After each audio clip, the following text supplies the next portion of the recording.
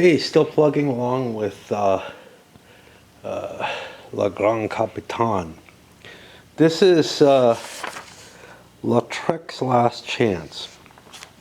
Lautrec is, for context, the leader foi in EU. Okay. So, this is a situation after the Imperial Landsnecks have seized Rome and pillaged it. The Imperial forces as a whole, and we're looking at, aligned with Spain, it's all Habsburgs at this point, are in pretty much full control of Naples. And the French send a force down, an allied force actually, to face them. And in terms of forces, well, the French are coming in from up here. This is their only supply source possible. And they have Lautrec's force there. They also have this Venetian force, which I could include in Lautrec's, but it's specifically set up as not. Saluzzo shows up again. By the way, Lautrec has a W as well, which means he sucks just like Saluzzo does. You'll also notice Navarro has switched sides and is now leading the French artillery. And then we also have this Baglioni here. All orders are paid for already. There's a bunch of action points in place at the beginning. When does this scenario end? It starts in January, which feels crazy. It ends on October 2nd up here.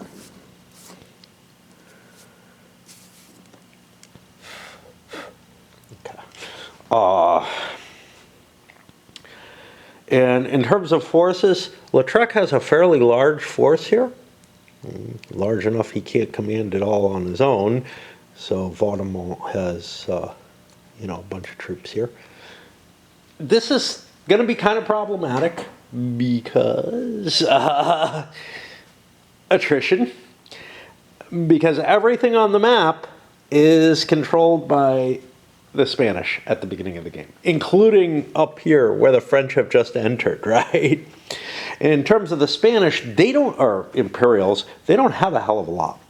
Orange is here, and he's the the Gran Capitani for their side. He doesn't have a lot of forces to command. He's got a lot of leaders, for whatever that's worth.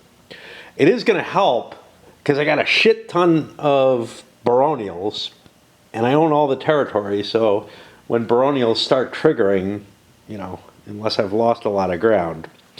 And then I've got, and he's starting in Rome, which is pillaged by the Landsnecks that I have a fair amount of, but I don't have a force that's really big enough to stand up to what Lautrec has, I assume. And then the Imperial minor leader. This is a little problematic. You're supposed to use one of the Spanish minor capitanos. If you're playing this appropriately, you have a symbol like this on the back of the Imperial leaders. And I think, well, Moncada does not. He's Spanish, but the others have that Imperial sign. So you kind of can tell who's what. And, of course, the minor capitani, who's Spanish, has that on the back. Navarro, they gave at least a counter for... So what's kind of weird is the gray counters that were available before. So like Gonzaga, he has his nationality on it. Alviano, he has, I guess, his nationality on it. Neither of which really make a whole hell of a lot of sense. But, this whole idea of which leader it is being hidden kind of doesn't work with the gray counters. Kind of doesn't work when you've got counters that have the wrong symbol on the back. I don't know how much they thought about it. The Navarro counter, they didn't give a gray counter for. So his switching side, he is fully Spanish army in the previous scenario, fully French in this scenario.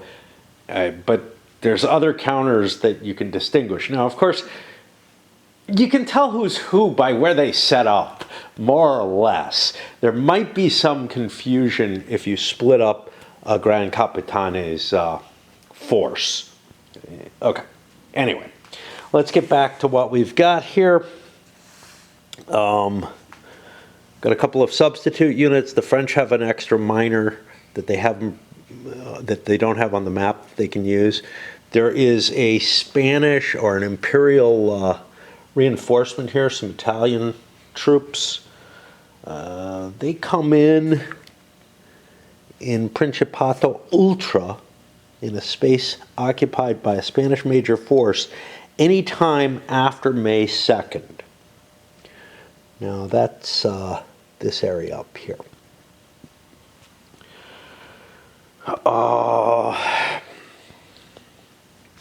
The victory conditions for this are simply the number of provinces you control. And if that's a tied number, I don't know if it can be, but if it's a tied number, whoever owns Naples wins. There's a few special rules. Administrative segment is omitted for both players in the first turn. Earthworks, full rules for earthworks are in effect. The alignment, it goes the same as it did in the last scenario where you have to own so many city points. Oh, that wasn't wise. I'll be back. I go everywhere and, you know, I'm like, well, I'm starting a new scenario. I should clean the map. Yeah, I should, but not that way. I have a shaving brush. I don't use it anymore, but I used to use it not just on my face, but also to clean the dust. Maybe I'll bring that up. Okay, so let's see, where were we? The realignment works the same as in the last one, but Terra di Bari has its full 8 points you have to control to get it. It's just a matter of the Venetian-held cities in the last one. Venice is in this, but whatever. Plagues. Plagues happen on an 8 instead of a 9 because it was a hot summer and there were big armies and blah, blah, blah. It was very bad in this campaign. Firearms. Okay, firearms are improving for this scenario. By the way, Cordoba is dead by the time this scenario comes about, but whatever. You add the following condition on an assault on the assault table. Increase the quality of the attacking force by 1 if the most attacking SPs are infantry with firearms, or if the attacking force played firearms check on the battle optional rule. So, I guess the most means if the majority of your force are infantry with firearms, you get a quality improvement of 1. Not just on the firearms units, but on your force as a whole. Or if you played the firearms chit and reveal it in a major battle. Multinational stacks, the Venetians are the only ones who can carry Venetian troops, but they can be subordinated to the Capitano General. And that's about it. It's a one-season scenario. Historically, the French took Rome and didn't do a whole lot else. Still debating about doing this this big guy here, 1495 to 96. That's going to be an earlier attempt by France instead of Ferrandino's war to stick in there and to push harder. We'll see. I'm kind of working on I often don't feel like I want to play ahistorical scenarios, the fantasy what-ifs and whatnot, unless I feel like, I don't know. But I play the Julian scenario in Imperium Romanum. It's not particularly good. None of them really are. There's a few that are a little better than others, but for the most part, they all kind of play out the same. But I was getting the feeling in the last game that this had kind of overstayed its welcome. The problem is I'm seeing things that I did wrong, right? Not necessarily playing the rules incorrectly, although I managed that, but also stuff like, hey, on the last one, if Cordoba had pillaged, well, first of all, he could have forced his units, but he also could have pillaged more stuff on his advance. And that would give me some APs to continue the attacks, living off the land and all that. It's just, there's enough clunkiness in the system that it's hard to remember all the little rules for me. And when that starts happening, it's it becomes harder for me for a lot of things. Like I've mentioned, the narrative kind of fades away, but it also becomes harder to really come up with, oh, this is what I need to be doing, really getting a good grasp on what my strategy is. But as I'm playing more and more of them, I'm getting a better handle on that, right? It's just the first scenario doesn't count. So, I've played 2 scenarios, and I'm just feeling like I'm beginning to scratch the surface of the strategy in this. And then this one is not a big scenario like the last one was. I was hoping that I would walk into the fight for Naples in fair condition to be able to strategize. But I may be in that condition after this one for the Crusade of Charles VIII, and see if I can, maybe push the system around a little bit to make it, conform to my will instead of blundering through it, as it were. I guess that's about it. All right. Anyway, it's still Thursday, the day that I finished up the fight for Naples. I don't know if I'm going to actually get any playing in before Sunday or whatever. Because I don't know. I don't know if I'm going dancing or not. Yeah, but I assume I am. Having missed a week, I feel like I pretty much have to. Yeah. It's going to be weird. There's just so many of these baronials kicking around. It's going to be really, really weird. Well, for those of you following the great personal drama that this channel provides, yeah, I didn't go dancing again this week, and so here it is, Saturday. I've been up for a good deal of time. It's getting close to noon. I've already had a hamburger and coffee, and I've been trying to waste as much time as I can. I slept, basically a full night, which hasn't been happening very much often, but it's starting to again. Just the depression and everything. Now, with this scenario, as we're starting a new one, the Lautrec's Last Chance, I know the most about the game to the extent that that I have so far in terms of making decisions, etc. But it's also one in which the side on the offensive is probably the least capable of succeeding. So I don't have a lot of hope here. As far as I can tell, I don't have an administrative phase, but I still have to roll for the weather, and it's February. The weather is going to be fair. We don't have the administrative segment. I can play around and give orders to things if I want, but I don't see any great reason to. There's some distance between the enemy, but I have to come up with a strategy for the French. For victory conditions, they don't have to take Rome. But taking Rome is of importance to me, which is weird because it's one of the two main goals that Lautrec had, or Foix, in his advance. But taking Rome is of value because it is one of the supply sources that the Spanish forces can use. Now, I chose to put it on the Naples supply source, and I'm not really sure that I have any great need to take Rome, to be honest. Let me try to figure out what I'm planning to do with the French. All of this scenario is to take the most territories as I can. And there are territories up here that are largely unclaimed by the Spaniards. They own them, or by the Imperials or whatever. They own them technically.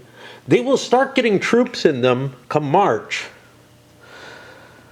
But they might be easier to convert into French hands than, say, pushing down this way or something where there's actually enemy forces in play.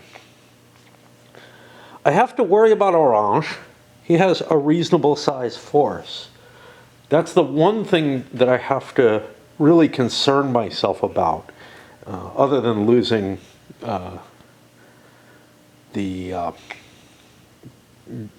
automatic victory conditions, which would be right now and apparently forever. If I lose Lautrec and Saluzzo, the game is over. So I've got to make sure to protect them. I look at, there's not much in the reinforcements coming in. There's Marmaldo for the Spaniards. That's it. I should have a force advantage and a leader advantage. How about points? I start with a lot of points. I get a lot of points each turn. If I can get the sheep in time for the May turns, I might be able to break up and do more than I should be able to otherwise. So I think that's kind of where my focus is going to be. Looking at some other things, I see some serious problems here. So Lautrec has a huge force, some like 35 strength points here. That's going to put me on a terrible attrition table, and I don't control any territory in the game, which means I'm going to be taking attrition checks. Even in this good weather, I'm going to be fucked with it if I don't split my force up. So I think I have to rearrange these forces. The smaller forces all look okay. They're under 10 strength points. If I look at Orange, he's sitting here with 22. I'd love to beat him, but, it's kind of not really worth it if if I'm going to take, it's not worth pursuing if I'm going to take the kind of losses that I see on this table with Lautrec moving forward as a singular force. So that doesn't make a lot of sense. I haven't figured out his split up yet. For Orange, I've decided to split Moncada and Del Vasto off so that they can take command of small groups of baronial forces and bring them into play. So they're definitely coming out of there. The Imperial Minor starts out with a garrison order. I could change that, I believe, because that's in the organization segment, not the administrative segment. But he seems to be in an okay place. I just need to dig in or whatever.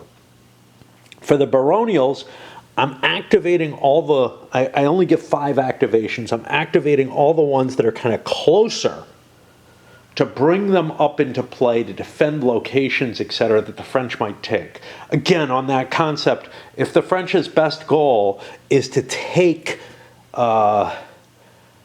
territories that are close in the north or whatever, well, then my best counter goal is to prevent them from doing that. And it just feels like from both sides, that's the obvious action you want to take. Yes, I've got a lot of troops, a lot of baronials back here that I could bring up as reinforcements to make, a really, really difficult schlag going forward, but I'd rather try to prevent them from grabbing territory early on and then kind of snowballing that into additional baronial troops for the French that'll allow them,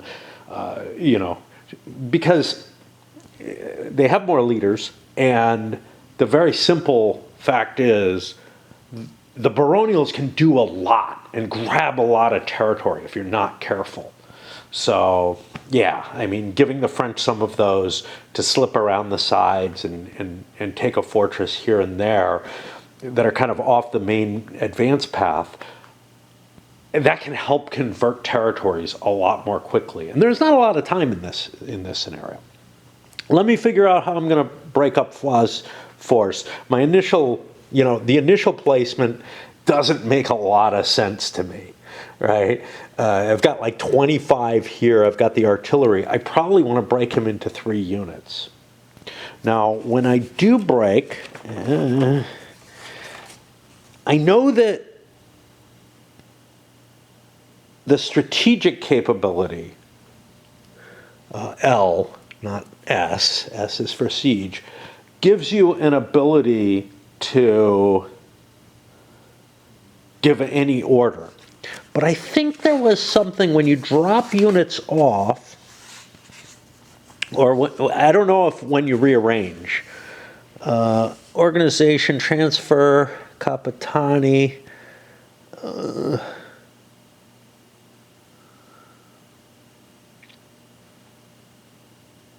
yeah, I'm not sure. I may have to give orders to those units. I know when you drop units off while you're moving, though, there's something that allows you to creation of force during movement. Subordinate Capitani, the new force must not move. It will immediately be issued an order and will inherit the activation marker of the same value. No, it has to be immediately issued an order. Yeah, so whatever orders I want to give out, I'm going to have to pay for, I think.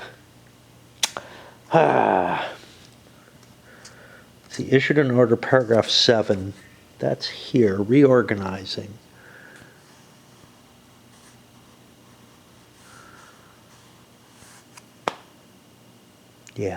Yeah, I'm going to have to give them, I'm going to have to pay for orders for anything. And I want to do as much as possible. So giving secondary commanders a 1-point order is probably not too bad an idea.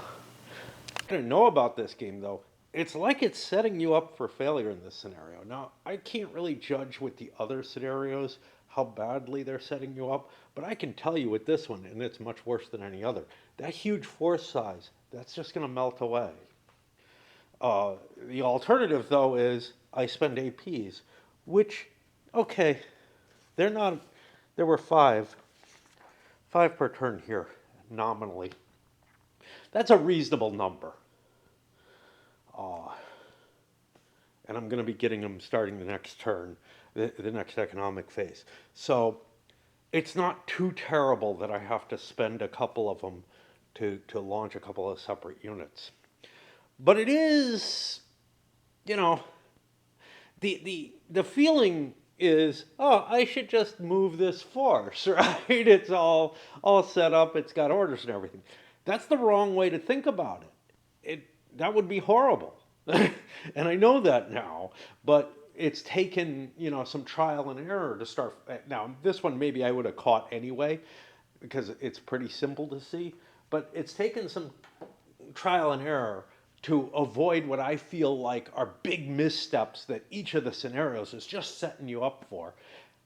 Even with, like here, at least the French didn't historically do particularly well in this scenario, but even with the scenarios where one side or the other, where one side does very well, I feel like I'm being set up to do poorly and have to reconfigure my forces and everything to have any good chance of doing anything.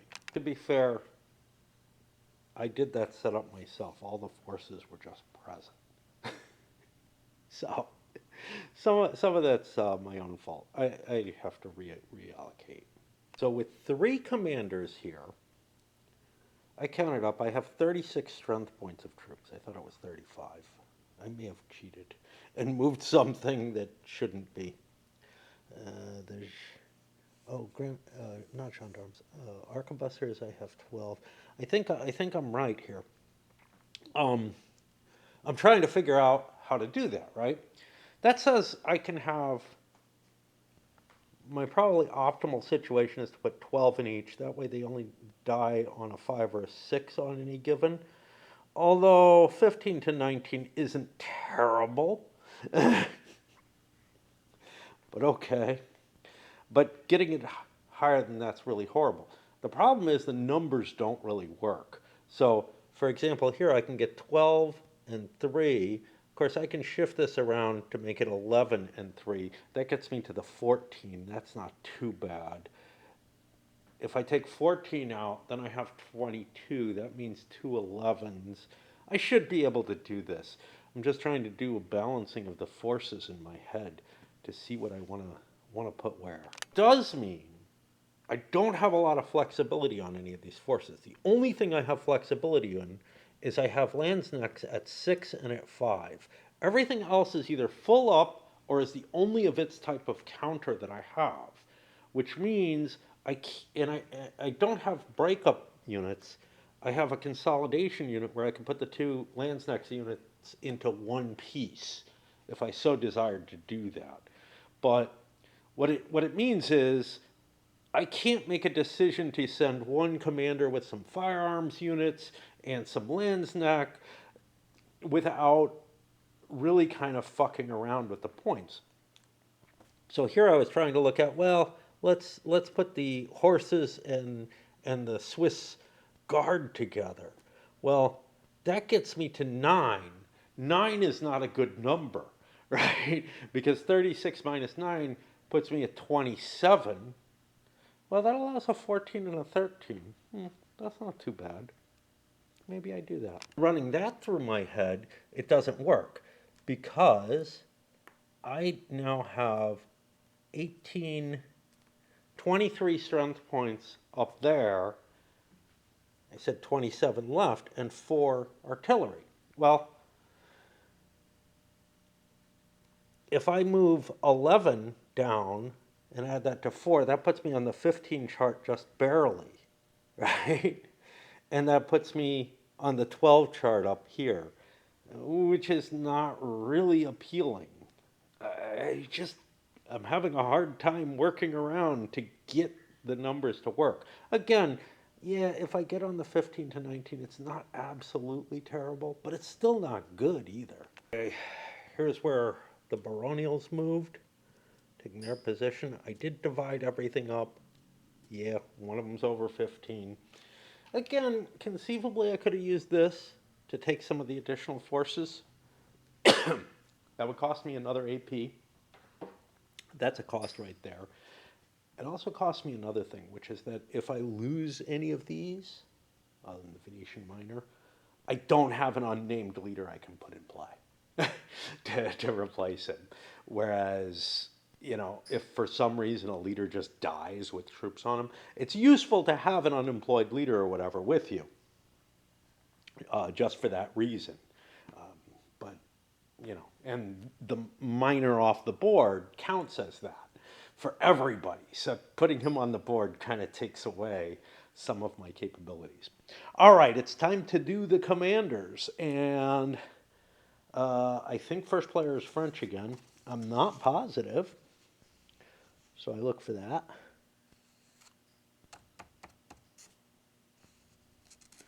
Is it always French? I don't know where it would fucking tell me. Well, they're listed first, so I'm assuming they are. I don't remember if there was somewhere where it says it's always the French. Okay. We're just assuming it is. It's the Allies. And that means I have to pick someone I want to use. Now,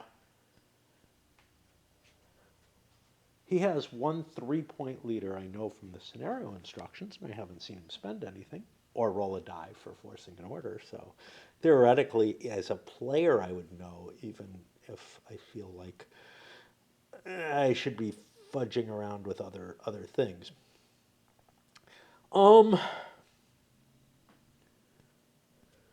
Baglioni is the closest to what's going on down here. I don't think I particularly want to move him as my first play. I think I'm going to move Saluzzo. Saluzzo He's only a 2. See, that's the problem. Like, a 2 means I've got more difficulty in hitting my goals. So I guess I'll move Vaudemont as my pick. And then we go to him. And he could say, well, screw it, I'll let you use Vaudemont. But he's going to take Orange, whom I don't know that I really care how far he moves. We both get 5s. That means we're equal. We both had the same initial amount, which means it comes down to a die roll to who won. Now, 5 is not a good roll. Odd, the French one, they're going to force Orange to go first. He will be at -2 movement points with a base of 5 for his movement points, so he gets 3. I don't know what I want to do with him, but I also get to move all my additional unemployed leaders with him because he's my commander. Saluzzo, the French got a good roll. Well, first I beat Orange and forced him to move with the bad roll, right? We saw that. He's gotten to here, his commander's up here. Then I go to Saluzzo, and that goes up against this. I want to activate that because I wanted to build the earthworks, sure, whatever. And I ended up getting a very good roll, so I took it for Saluzzo, and he ends up taking territories, pushing down. I've got this fort that I've got to take, perhaps. Right now, I've grabbed 3 of the 5. It's possible I could get these 2, unlikely, but that would convert a territory, and that would then, get me at least 1 step closer for the crown phase. I don't really see me taking Abruzzo Ultra or Citra very easily, but I think I can take Abruzzo Ultra certainly before the sheep turn or the crown turn. Sorry, and now I'm free to move all of my leaders kind of in whatever order I like because he doesn't have anything left. The French units went, or the Allied units, grabbing a fair amount of stuff. They've got enough to take Abruzzo. This guy, I'm actually swinging him up north to get me into Abruzzo. Citra, if need be. Saluzzo can probably head down that way, grabbing a piece of Molise. Just trying to capture territory as quickly as possible rather than worrying so much about, maybe contesting for Terra de Lavoro in the Naples area. Now it's time to play with attrition, and I expect a fair amount to go. You hear my tea going downstairs. I'm doing the very rare thing of I ran out and just ran out of pipe at the same time and just said, screw it, I'll do both. I don't think Lazio is friendly or enemy to either side, which means you don't get the hostile territory problem going in there. Uh-oh, there goes the tea. Cheated myself a little bit. I swapped these landsnets for the arquebusiers here. The reason for that is I was just over the line here into the 10 region where I'd have to roll. And I'm like, yeah, I just fucked up. I'm planning on bringing my forces together if there's going to be some sort of battle or something. So yeah, ideally, I would rather have arquebusiers here to help protect the artillery with their firepower, but I'm not able to play with the troop strengths in that way and get good results, and I think the attrition is going to be more painful than anything else. As I start taking attrition, it's going to get better. We can take a look quickly, though, at Lautrec, who's going to have to take attrition because this isn't converted yet. Actually, he's over here in Citra anyway, and he has a big 18 in his hands, which is not great. Luckily, the weather is good, which is as good as I can hope, and I don't take anything. And I'll do this process for everybody who has more than 10 strength points, which is a lot of them. It's not. I was clever here. So 12 in each would have been maybe ideal, but this isn't bad either.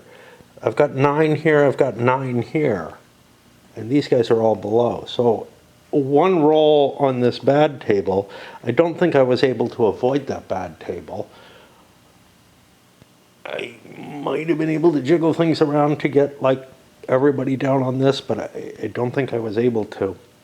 And so that worked out ideal, and I don't know why I'm complaining then. All right, that's actually the end of the turn.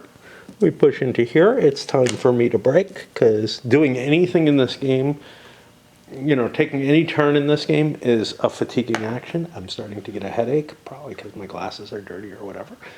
And now the question is, you know, do I go down and like fuck around on the computer playing Raid or whatever, which I don't need to do.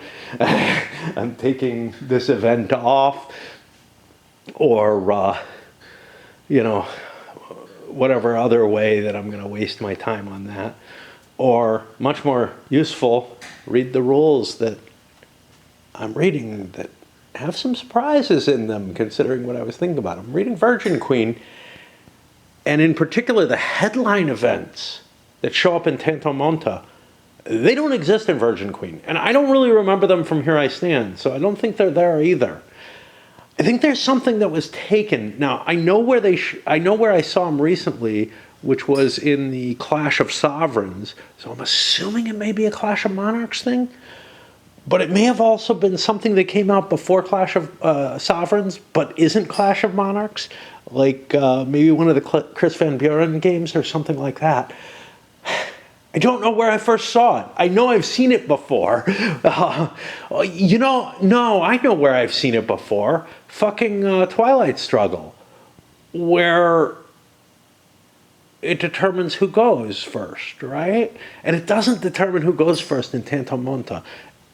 And it's like things are kind of blurring together, you know, as ideas that are liked show up, but then they don't show up the way that you think they should. It's just weird. Right, another February turn, and this time the weather doesn't hold up. And it's not holding up here either. It's supposed to rain today and for most of this week. Glad I got my shopping in last week.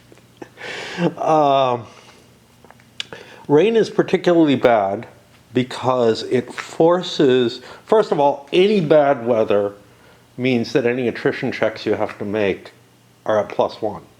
But rain is particularly bad because it converts a lot of territory to barren terrain.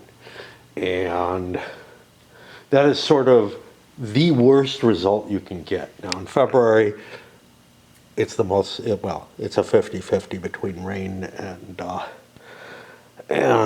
fair. Here in Eugene, it feels like it rains a lot more.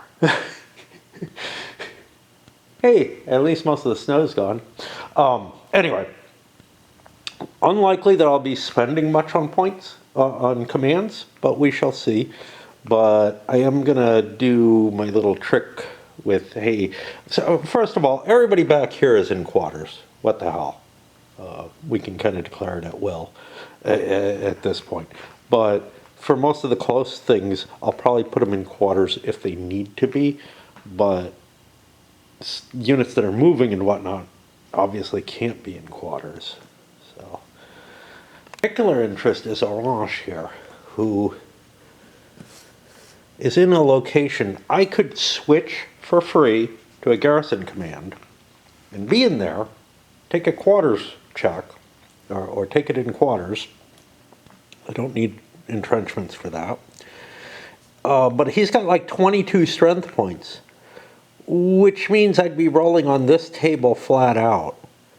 And remember, the plagues happen more frequently here, even when it's not hot weather.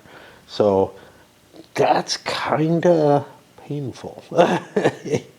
I wouldn't actually be hitting, you know, the 8 table, but I could take a loss as big as 3. If I don't, if I move instead, well, chances are very high that I will be in terrain that causes the same issue. The French have to charge forward as hard as they can, I feel.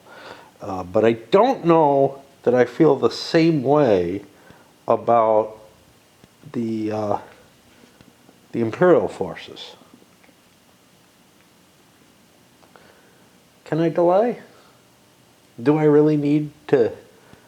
Is there somewhere I need to get real fast with my main force? I don't know. I could also split this. Oh, leaving some of it. So this is 22 strength points. Unfortunately, I can't create a 9 strength point unit that wouldn't have to roll if it was in quarters. If I could, I think I would.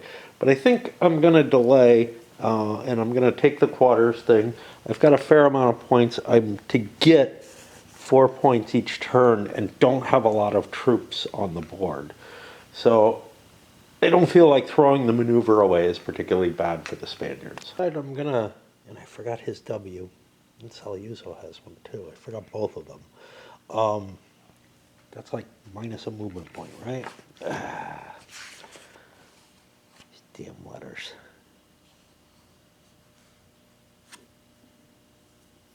No, it is not. I thought somebody had, I thought there was something that did that.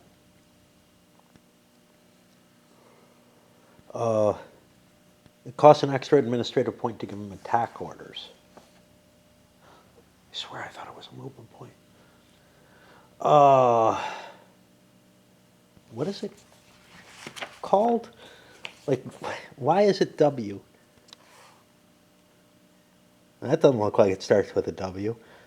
And indecisive doesn't look like it starts with a W. I don't know, man. Impetuous, yeah, so. Wow. I swear I read it before and it said I lost a movement point off of everybody. Anyway, I've decided to throw Lautrec into garrison as well because he has a big force at 18. And he's going to be rolling on here at +1 no matter what. So, yeah, that kind of blows. And I've got a lot of different forces converging. I may not be able to get this province as quickly as I'd like to. I need to get 4. I got 1, 2, 3, 4 kind of close. So, oh, and I've got this one. So yeah, so there's a fair chance that I'm going to be able to convert that as well this turn. Example of how bad the rain is for movement. Costs 1 more to cross bridges at rivers. Now they cost a half normally. I was here, I rolled a 4, that's -2 movement points, so I'm down to a 3. This would normally be 1.5, it's 2.5. I can't move anywhere, not even along the road. That's as far as I get. Now, this puts me in barren terrain, which means I don't actually want to move. I choose not to cross. What if I cross the river here? This would be 1, 2, 3. I can actually do this. That'll help a little bit. Because it's 2, oh no, it's +2 for the river. No, that would cost me 4. I can't do that either. Yeah, I was like, that doesn't seem right. Oh, is that, let's see how it's worded. Rain cost +1, oh, no. So this would be 1, 2, 3, or 1, 2, 3. So either way I can get there. Okay. It's not quite as bad. Let's make sure the terrain chart agrees with that. Okay, it's got to exist somewhere. There it is. So let's take a look. River, +1, +2 in rain. Yeah. And +0.5, +1 in rain. Okay. So either way, I can get into that location. The extent of the baronials. Some of them are going to be in terrain that they have to check, I think. Might want to put, no, they're all in clear terrain. So in aligned territory and clear terrain, I'm going to be fine. So none of them are going to disappear. Some of these might have been in places where they have to check, but they're all going to be in quarters. I'm not going to mark them. I'm only marking shit that is kind of close to the front. Okay, so everything's done. The Imperials actually managed to run the table on the French in part because the French were getting good rolls, and also they know they're going against a garrison once the numbers are exposed that they're doing. So Saluzzo inched his way across this river. That's not good. This guy found his way into a place that's clear. This guy is not. He, of course, is not. He's not, but he's pushed forward. And Baglioni here did something kind of impressive. He's doing road movement and did a major, because there's no mud, it's just rain, and no rivers to cross or anything. He did a major advance, which is going to cause 2 more provinces to fall. That means the entire northwestern area of Naples is going to be under French control in time for the phase. That's going to the baronial recruitment. That's going to give me a couple baronial units, so I'm going to have 3 total. And yeah, that's kind of cool, actually. I did better than I expected. I got a really good roll on Baglioni, which is, again, this is the kind of thing that made me choose not to force their garrison units to move. Meanwhile, the 2 unemployed guys are continuing to run down. My goal is to kind of be able to move the stuff that's up there or that's down in the south forward a little bit more quickly by having these leaders with better initiative down there at the cost of some APs. We'll see. We'll see. Because these guys are going to commit to locations and, settle into them, and then I can move 5 units from down here forward. Of course, on the other hand, there's going to be a whole bunch more baronial units coming into play next turn. Shockingly, there was absolutely no attrition. Now, the Spaniards, except for Orange, didn't have to roll. They're all in good terrain, whatever. But the French had a lot of rolls, and any 6 would have hit anything, and both Lautrec and Orange got a 1, which is pretty neat. At this point, we swap these in, and that means I can get rid of a lot of this stuff. Molise is mine. Abruzzo's mine. This is Livorno here. So, yeah. I feel like the French are doing about as good as they possibly could here. And ignoring Rome, of course, because it has no effect on the scenario, even though supposedly that's one of his major goals. It's fair weather in March, and this is an economic turn and a baronial turn. The French leader is here, right? Lautrec. He is 1 province in along the road, which means my base is 5. I know I've done this a number of times with, at least once in each scenario, and there is no mud. So we roll a 6. That means we get the full 5 points that we might possibly do. And for the Spaniards, our leader is up here. Now, I chose not to make Rome my headquarters or my supply source, which was probably a mistake because I could be doing it in same province, but the 2 provinces are adjacent to each other. I have a base value of 4. Again, there seem to be enough points in this one, and that all comes through.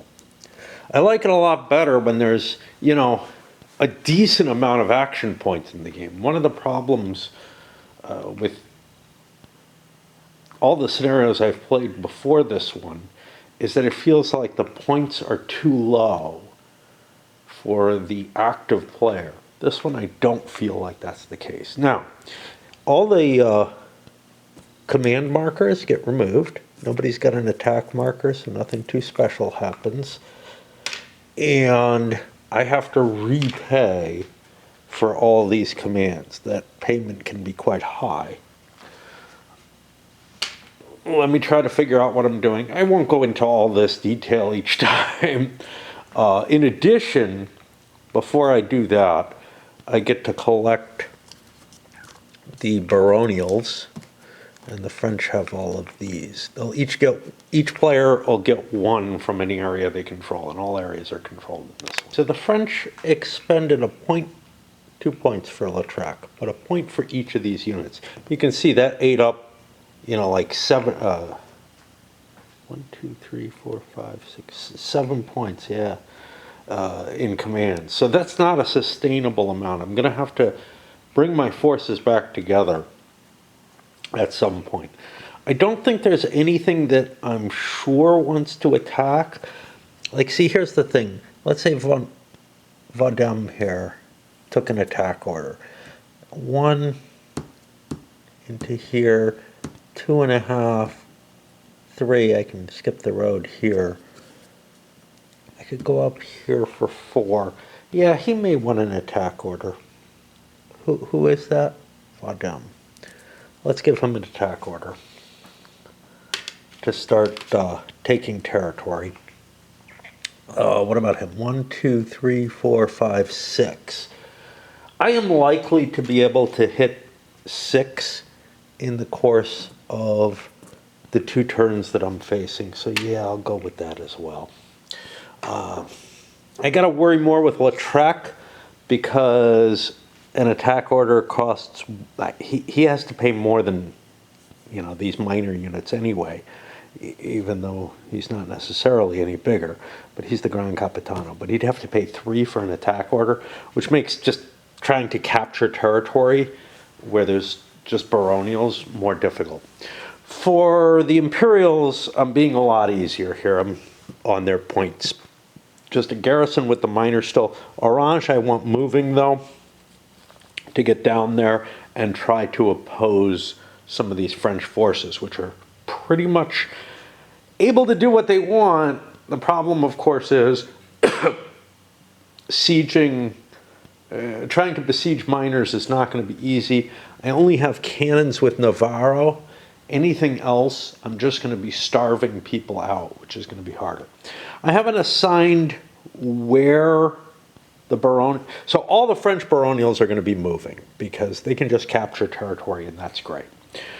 The imperial ones, I'm not so sure where I want to move. So like here, I probably do not want to move, but I don't have points left to build the earthworks, which would be helpful in making it affecting terrain or whatever in case the French have enough forces to storm them. Oh, for this Imperial forces, this one's still moving, but most of these up here I've converted over to, hey, they're just sitting in garrison.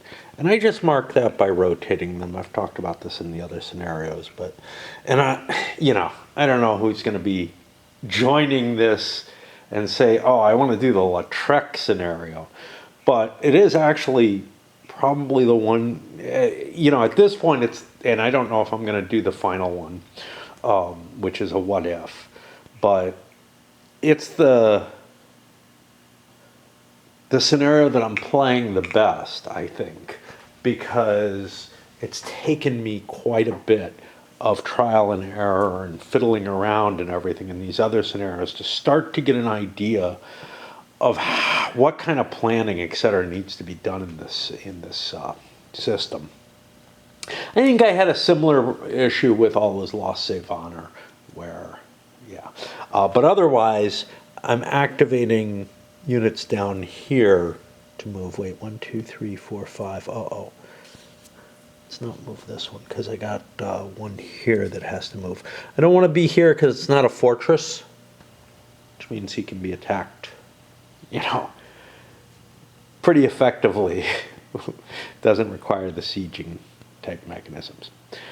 I think I want to break because I need to brew some tea and whatnot.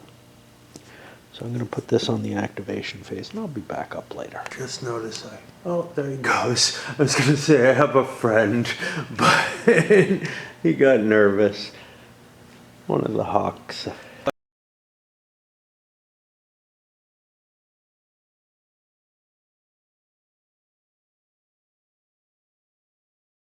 I got pulled away by raid, and several hours later, it was time for my the daily switchover where everything, one of a few, but anyway, after that, not all of it's on raid, but I came up here, I started moving some units. I gotta go down and play some more of it, but for the French, well, this guy's still sort of gaining territory. Lazio doesn't really matter, but I figure I might as well take it. But over here, we've moved in to a couple of places in Terra di Livorno. And this is one of the problems. Once the French start trying to garrison stuff and hold stuff, they can't really use those baronials to capture as much stuff. Now, I just got them, right? But I was looking forward to them as a way to grab territory. But honestly, there's not much I need to grab, but I do need to hold these locations to prevent the Imperials from coming up. The Imperials, on the other hand, largely are doing this inexorable shifting of their baronials forward, again, to provide garrisons to various places. I can trigger a few of them and move them. I have so many of them available to me that, you know, if the French don't cover stuff, it's going to get taken from them. On to the commanders. So we're able to play around with things using the Imperial Minor to try to force the French to make moves and eat up some of their better commanders, and then they used Orange to pretty much tie up the rest of them. It was well done, but they also needed some luck for it to work out this way. And they ended up with the French, we got an advance here, coming down here. These moving here, none of them using road movement. Some of them could have gotten an extra hex or two with road movement, and there's not really any danger, so it was kind of foolish not to. But only this guy who did not use road movement, that was a leftover. Saluzzo had road movement. He had it still in place. I don't know. Anyway, the only advance into anything was into this hex, but I didn't manage to get earthworks there, so I can't put a siege there. Technically, there's an attrition roll for both units, but neither one can fail. The guys just sat here, and Orange made a nice quick movement forward. You still stumble around. The road movement thing, I don't know. It's the kind of, I often have trouble using something like that, whereas like I have a lot less difficulty when it's just like, oh, roads are cheaper, or you can use, you know, bonus movement as long as you're within if you don't have to put counters and everything down. I don't know. Anyway, there will be no attrition this turn. Well, no, there may be. Because Lautrec has 18. He's in an okay place. I'm just looking to see if anybody's somewhere they don't belong. So Bagliano is in a place where he would have to roll, but he doesn't actually have to. These guys are in places where they'd have to roll, but they're too small for it to be an issue as well. So yeah, for the most part, what about Beaumont? 9. Yeah, he's safe. Okay. And we're going to go play lots more raid or something. I just, you know, once I could kind of pull myself away, I was like, I had a turn that I had to do that I was in the midst of, and I ought to do that. But I still have a lot more to do, and maybe sleep or something like that. I don't know. I'm used to taking a nap pretty soon. Well, I managed to waste several hours on various and sundry unhelpful things. All right, here we are in the second turn of March. We got fair weather again. It's not an economic turn. I don't know where we are because my brain is kind of a blur, but we got a siege to start there. Otherwise, I don't really know. So like, Baglioni has attack orders. He's going to try to get up there, I guess. Other things, it's kind of hard to tell. These guys, they can all just move, and I can throw them into road march where necessary. Saluzzo's kind of a problem. He's not. He's the one in road march right now, and he can't pass by as closely to these. However, we might be able to push into Principato Ultra. I'm expecting we can take Capitana, but even that, it's hard, because now the baronials are beginning to flow in. And in terms of total areas captured, you know, we're not going to get a lot for free.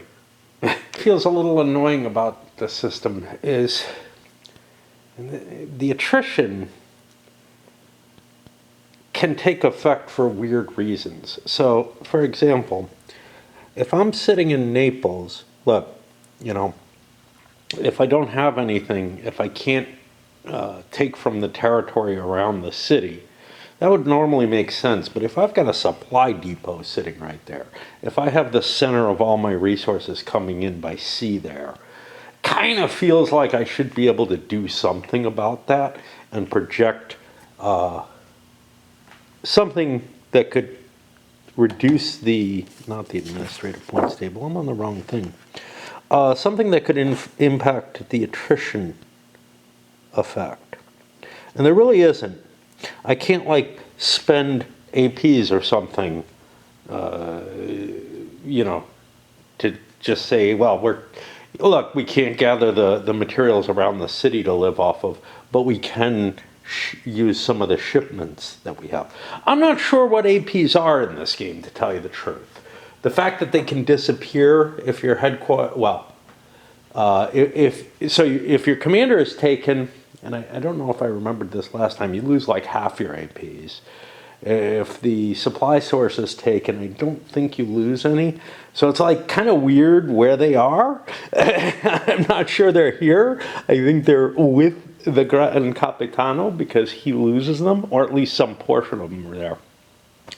But again, it feels like I've got something in my hands, and I don't think it's just cash that allows me, you know, to operate more effectively.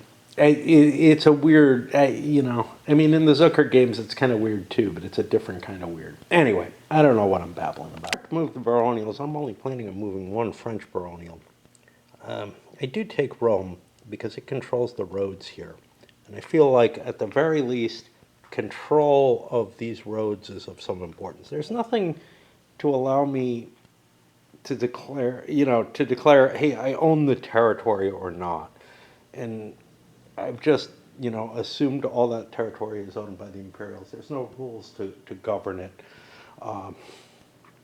And I'm not really worrying. I'm not worrying whether it's, I'm saying it's neutral no matter what. But the cities shouldn't be. The cities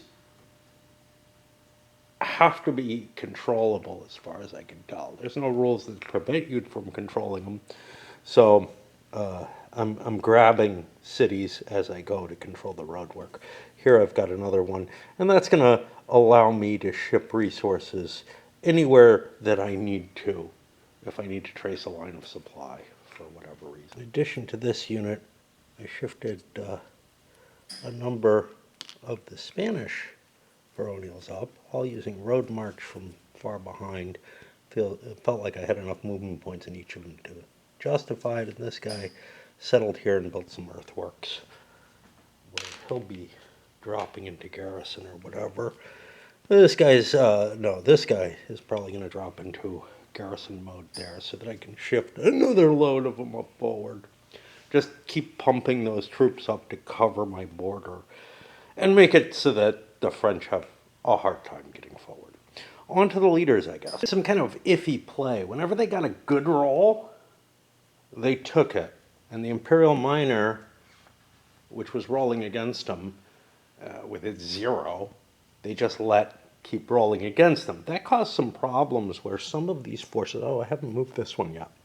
Well, we'll see how that works on it. So I'm at -4 total. This is at -3, so they're going to force me to go.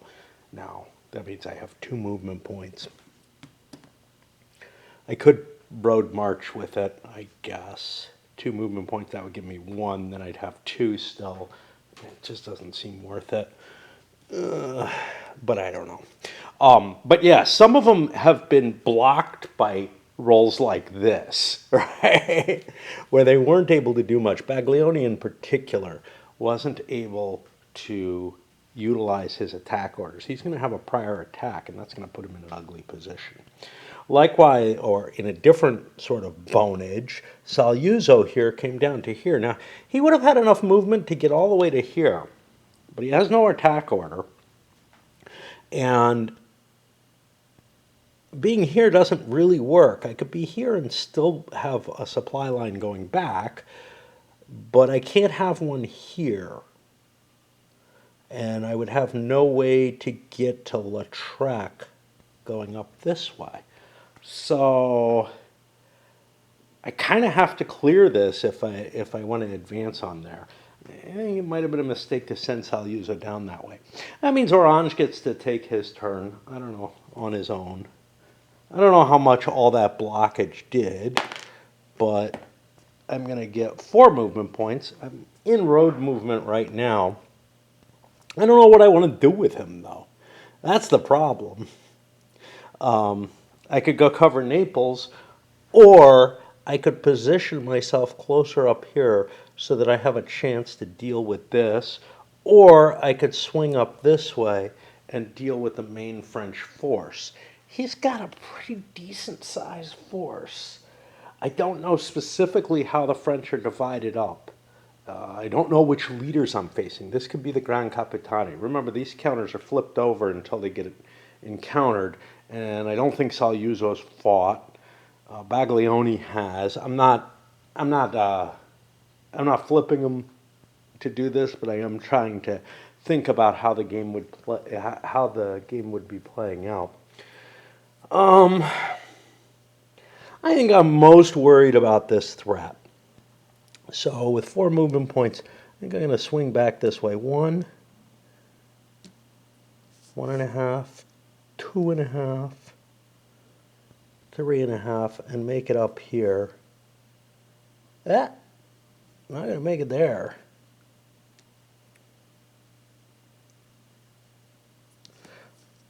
I guess I'll stay here.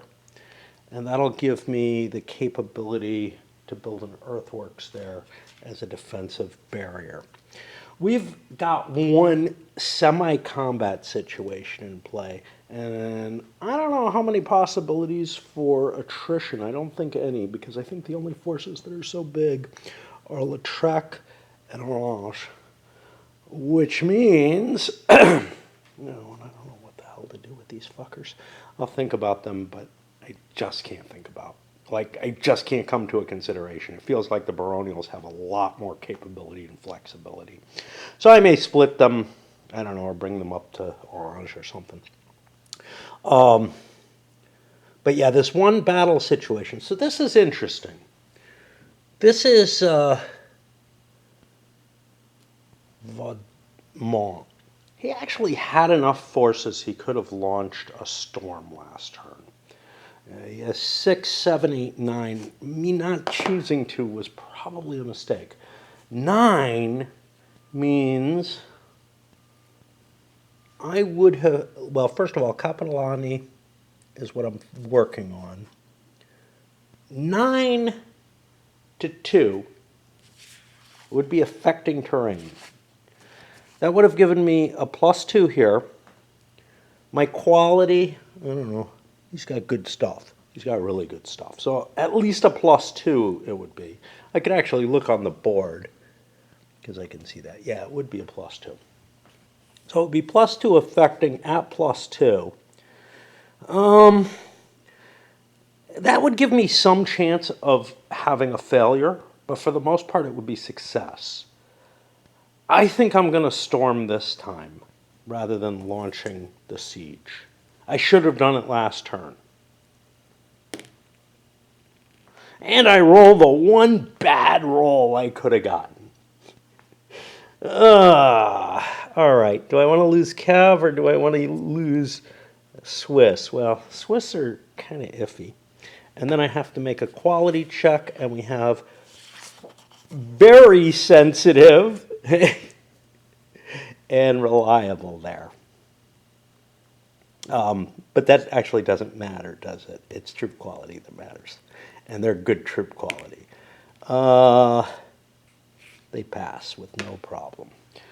But since I incorporated or created the siege, I really should take some of these off. I'll get the rest of them later. It does mean I get to do the attrition check. Now, the attrition check is just for the defender because I don't have too many troops. I don't have enough troops to be 10 there, which means on a 6, the defender dissolves. This is why I wanted to launch the storming, and I wanted to do it last turn, to be honest. Next turn, I'm not going to be able to do it because I won't have the attack marker anymore. And I do not roll the 6. So that's then the end of the March turn. And again, I'm finding myself making little blunders. I'm pretty tired right now. I wasn't anywhere near as tired when I was blundering, though. So however you want to take that. All right.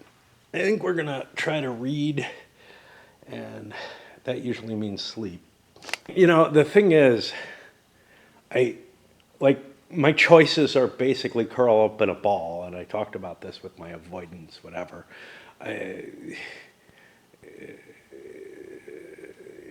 Curl up in a ball and just ignore everything, and I no longer have the capability to do things that I really kind of enjoy, right? So life feels a little different than it did, say, back when I was, in college and making this decision, and I would just be like, well, fuck it. I'm just, I'm not gonna work on my paper, and I know I'm not gonna work on my paper, so I might as well have a good time. And I would game, with friends or whatever. It's a little harder now. It's not like I'm making that kind of choice of, oh, I will do this wonderful thing. It's more kind of, how do I procrastinate and or hide from the reality of the things that I have to do? And,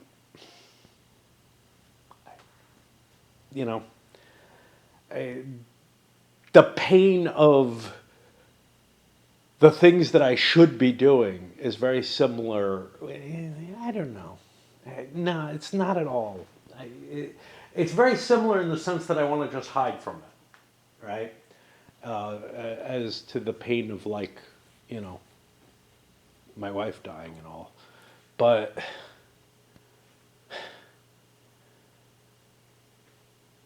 I've done this before. If I could actively chase things down and do the kind of things that I know I need to do, like go see my dad before he fucking dies, I think I'd be able to kill myself too. I mean, it's a similar kind of blockage in the way. It's not like it's this great moral imperative not to. It's more of this just, oh my God, I can't do it. I read a little, slept a little. By the way, haven't reported on what day it is. It's Sunday as far as I know. Anyway, here in April, always going to be good weather in April. We got our command points, cleared the board of commands, a couple of previous attacks. It's funny, Baglioni had a road march on him. Same reason Saluzzo. So Saluzzo is in road march, but if he chooses some other order other than maneuver, the road march goes away. This guy had an attack order on him. I didn't use the road march for anything or anything. It just was sitting out there because it's easy to fuck shit up like that, you know, in terms of notations and what, leaving things on the board. Well, I got to figure out my orders. I'll tell you what I come up with. Ooh, I didn't clear these up. Right, with a fair amount of sensitive troops, I have to pay for most of my French orders. Remember, I'm starting to change my mindset on things. Let me talk about what I did. So I rolled and forced orders on the Venetian miner. He doesn't have a lot of troops. They're kind of behind the lines. And they're normal quality, which means there's a fair chance of them succeeding. I did succeed, so I'm not disordered, or not disordered, demoralized. Which means, cool, I get to keep going.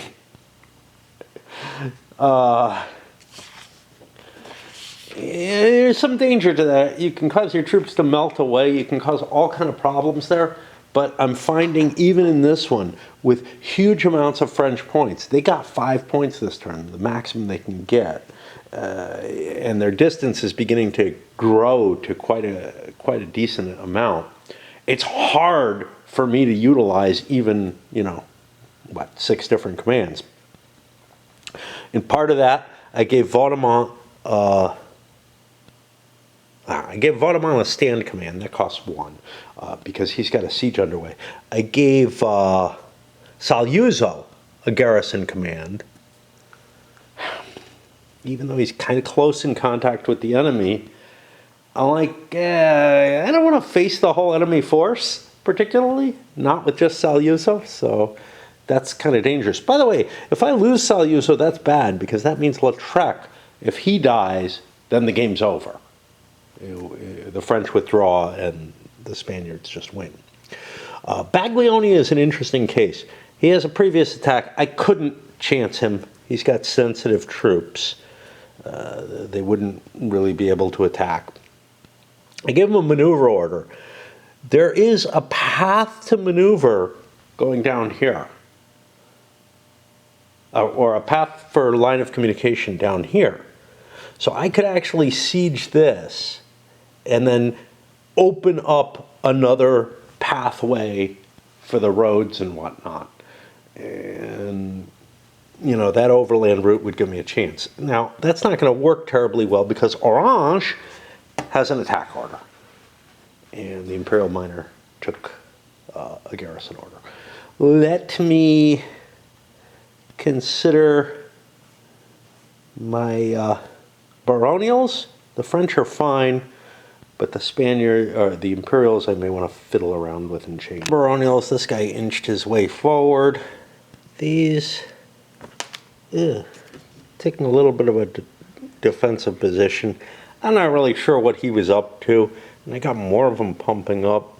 This guy, though, took an important place, which is along that potential supply line. That makes Baglioni's action a lot less viable, whatever it is. And that maneuver, probably a wasted point now. Oh, I did not see him. But he's fine where he is. He loses his road march because now he's in garrison. And then we've got a flow of additional forces coming up. I'm only allowed 5, that's why he wasn't allowed to move. On to the leaders. It's raid time now, but we'll finish the turn. Actually, a relatively exciting turn compared to what we've had. Okay. First of all, the Imperials used the miner to kind of, again, try to force French actions. And Lautrec opened up by charging into here. You can see Baglioni eventually made his way around this way. If Lautrec takes this, I will have a supply line. But it's a much less valuable location than down here, so maybe I should have slithered down that way anyhow. I don't know. It's hard to tell.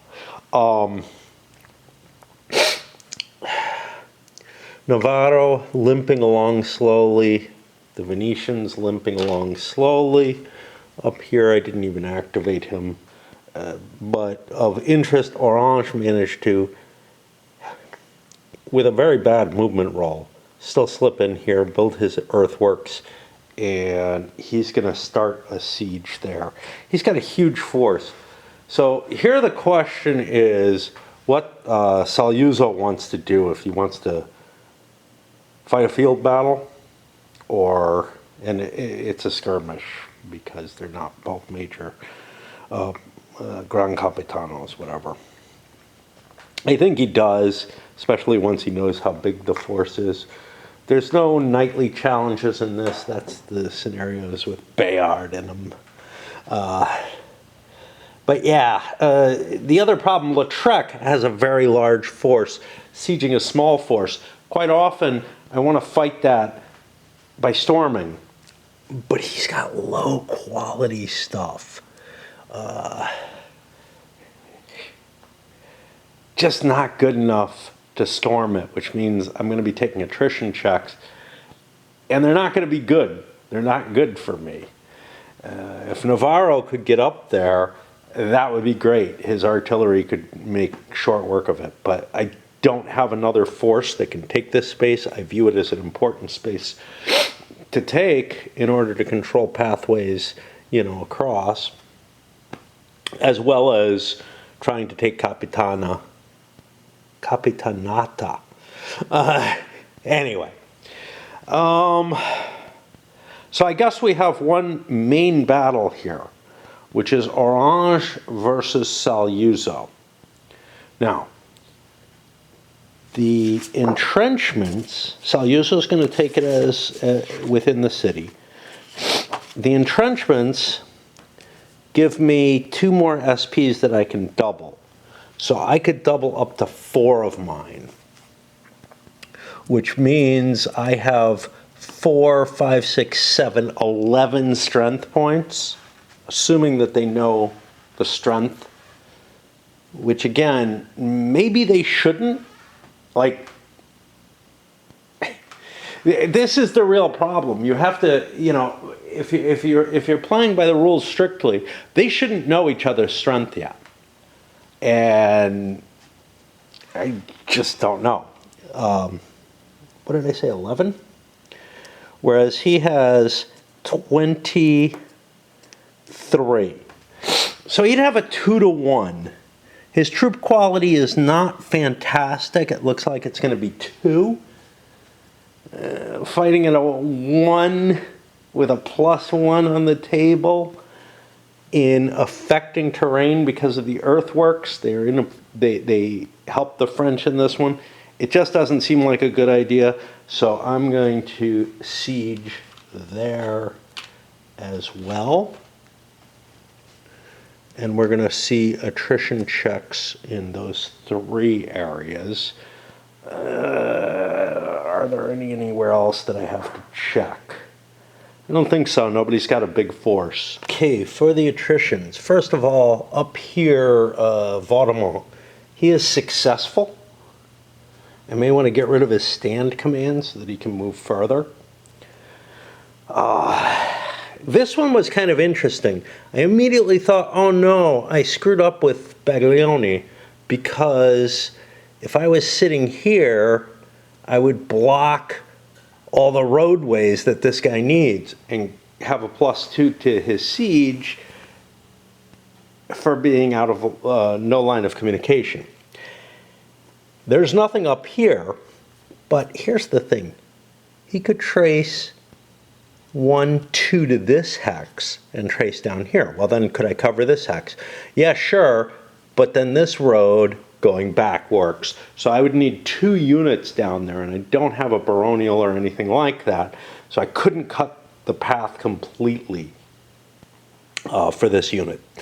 I believe Lautrec took 2 hits, and Orange took 2 hits, but Saluzzo took a hit as well.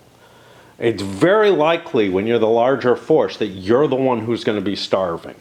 It's just the way the sieges work in this.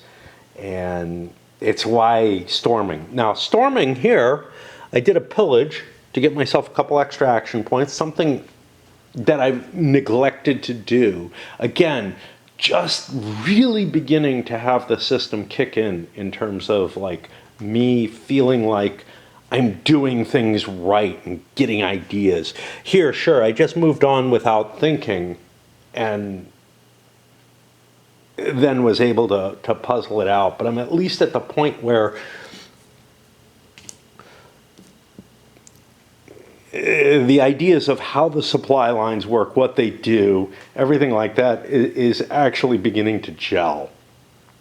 And how to, you know, if you've got decent troops, force them. Don't worry about spending action points to command those units.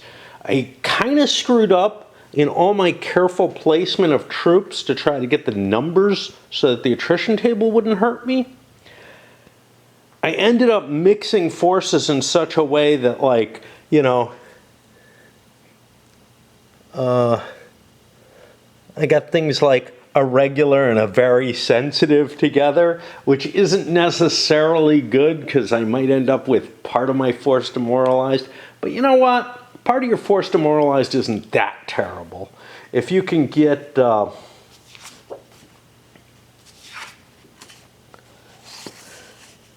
yeah, see, the 4-to-1 requires against a single unit, it would work. So against a baronial or whatever, this would be fine being the only unit that I have available. But against anything larger than that.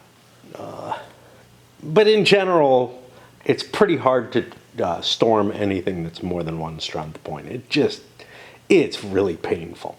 All right, so that's the end of the April 1st turn. We go into April 2nd part of the month, which is a non-economic turn. And I go play raid and see if whoever's playing, they're playing so much slower than I did. When I first started playing it, and whenever I first start playing one of these gotcha type games, I just, you know, I'm gung-ho about it and use up everything it gives me. And raid gives you a lot early on. So, you know, the first week I played really heavily. Now, I play really heavily now too, but that's because the game has bloated and there's plenty to do no matter what. Although right now, although I'm not up here very much and I'm on the computer most of the time, I'm actually not playing that much raid. Like, I'm not participating in the event, so I'm kind of saving resources. Second turn of April, nothing too exciting. Here we are on Monday morning. It's supposed to rain again today. And you know, I'm just, I'm where I am from now on. And hope, whatever. Because all I can do is hide from reality. We have a couple of changes. Orange switched from his attack order to a stand order, avoiding a previous attack. It's not really like, you don't actually get more turns under attack if you do it this way, but you can get turns, you can shift things. And with your Gran Capitan, it's a real advantage to do it because it doesn't cost anything to convert into a lower ranked order. It does cost with minor Capitani, and we have some instances of that. Saluzzo's still in garrison hiding here. Everyone holding what they're doing, but Lautrec dropped also into a garrison order for free. The one that I changed was Vaudemont. He bought himself a maneuver order. Remember, he did the pillaging, so he actually gained some APs. Not many, but I think he got a couple, so it's not too bad. He got at least one, which allows him to continue on and again negate the previous attack essentially. Well, actually I didn't have a previous attack, I had a stand order. Okay, and I haven't figured out with the baronials, but I feel like there's no real need to determine before the camera and let you know which ones are moving and which aren't. You get to see that after I'm done. French, well, moved up, took one in Livorno, no big deal there. For the Imperials, the weird thing is this guy moved forward. And that might not be such a great idea because I noticed I have this guy that I was not activating. And the rest of these moving up in road movement, not necessarily getting great maneuvers. I've decided to kind of try to spread my forces a little bit because I feel like I have a lot of depth of defense here, but not so much up here, where it looks like the majority of the French troops are heading. So even though it's slower movement this way, I'm maneuvering my way up there. That puts me to the leaders. Those aren't moving at all. I still haven't figured out what the fuck to do with these guys.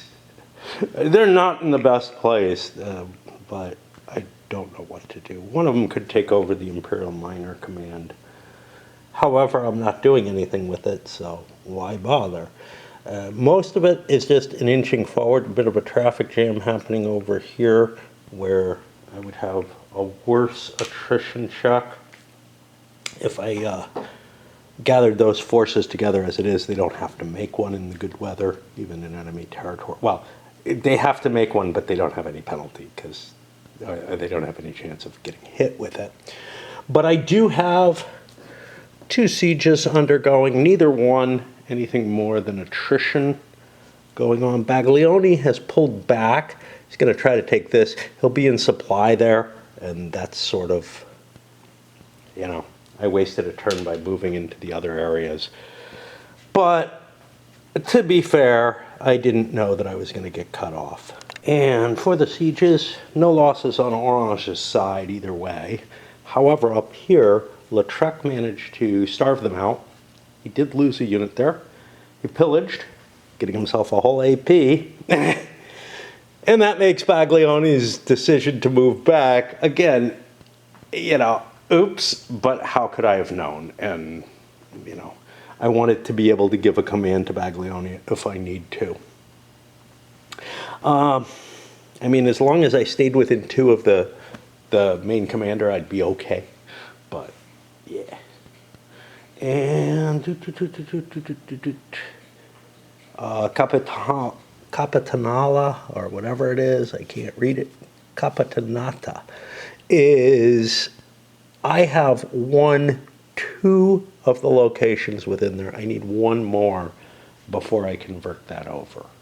And we're coming up on the May turn, which is a sheep turn, which is a big deal.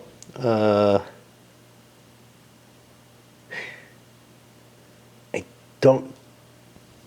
think I don't control these after having moved through them, which means the Spanish actually control them, because it's not a fortified area, so I can't put a control marker there.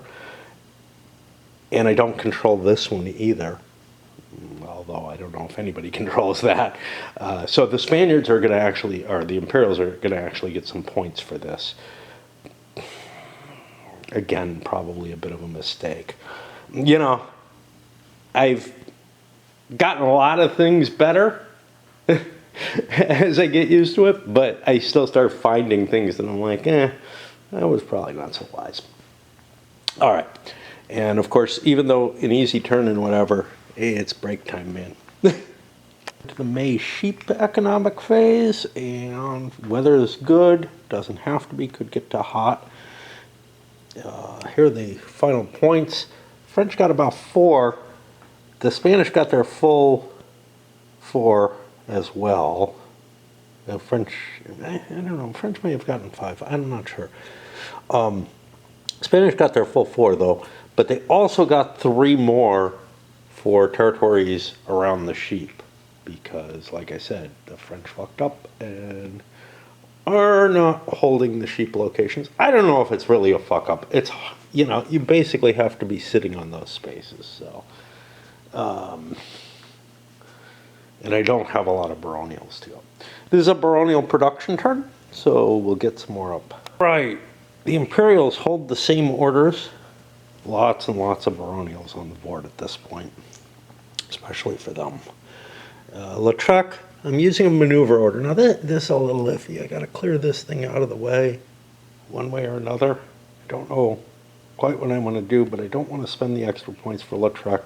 I want to get him moving down here to be in position to take one of those. Honestly, what I want to do is get Lautrec into position to fight Orange, because if I can take the Imperial Army out of the game, for the most part, things will be better. But this looks like a longer route. However, I control that whole route and I have supplies on it, so I'm not sure which way I'm going yet. You may see a little bit of, what movement roll I get, what else happens. I don't expect much to change my mind, but my mind had been driving down this way, but I actually think this is probably the wiser choice. Baglioni has an attack order. That'll allow him to try to clear this and open things up that way, or move up to one of those. The Venetian miner took another roll. Everyone else paid, and you can see the French APs are suffering from this. Navarro has an attack order. He thinks he can get to there, and he has the bonus of having the siege artillery, so that would help. Vaudemont. Vaudemont only has a maneuver order. I don't know quite what I'm going to do with him. I might, if I do come down this way, I might try to pair up with Lautrec and have even more forces to face Orange, because I kind of know, I should know how many strength points he has. In fact, I do know, because he did an attrition roll or whatever. And I don't have that many. I have 11, 15. So Vaudemont would put me in kind of par with him. And when I did that attack order, I don't think I spent an extra AP for it, for the W. The W is particularly problematic for me. It just is. Saluzzo is stuck here under siege. That's about it. Let's get moving. I think we have them all. These guys just dug in. These guys moved and dug in. A little bit of shifting. This was the guy who was up here. He wasn't there to try to block that pathway, much as the French were worried about that. He was there because that was the furthest, that was the best movement location he could deploy in. So he's shifting down to protect underneath. I did not move this guy, but I paid for him. I'm going to flip him over. He also would be digging in just for any additional defenses. And a little bit of shifting up here. The advantage of moving these forward is, for the French, is mainly that as I take territory, they can fill in and hold it. The baronials can't take territory back from baronials, basically, or the bronies, or whatever they are. On to the leaders. Quick note, the French have to always pick first as the first player. I picked Vaudemont. The Spaniards then just passed. They're not going to do anything, so I get to run the rest of them with the French. It's kind of interesting, is the French have to take into mind, hey, what if he wants to move somebody? I want to put somebody with a decent initiative up, or I want to put somebody who I don't care how far he moves up to try to block the total points that are coming through. Something along those lines. Well, it means that I move Vaudemont when maybe he wasn't whom I wanted to move first, but anyway. Talk about the movement choices. Baglioni was able to get up here. He wasn't able to drop a siege on it, but the thing is, I think Vaudemont,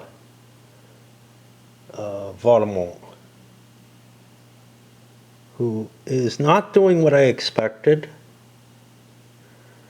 So this is weird. Shit. No. Navarro would be here with a siege. I screwed that up. He got a really good move, and I was like, oh, I want to shoot down and collect up with this. No, that's Vaudemont's job that was supposed to do that. But here, I will be declaring a siege, and I have my artillery to play with there. So that'll help me take Capitanata. I don't remember if I need both of these. Do I? 1, 2, 3. I don't. I could have moved. He was down here. He had 4 movement points he could do. And he has an attack order. I could have moved down this way. 1, 2, 3, 4 to there. Why don't I...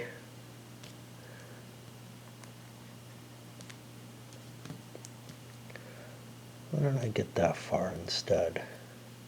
And this stays here. There is a reason to try to take out both of these, but I don't see it as important as trying to carve out some territory for whatever that is going to do.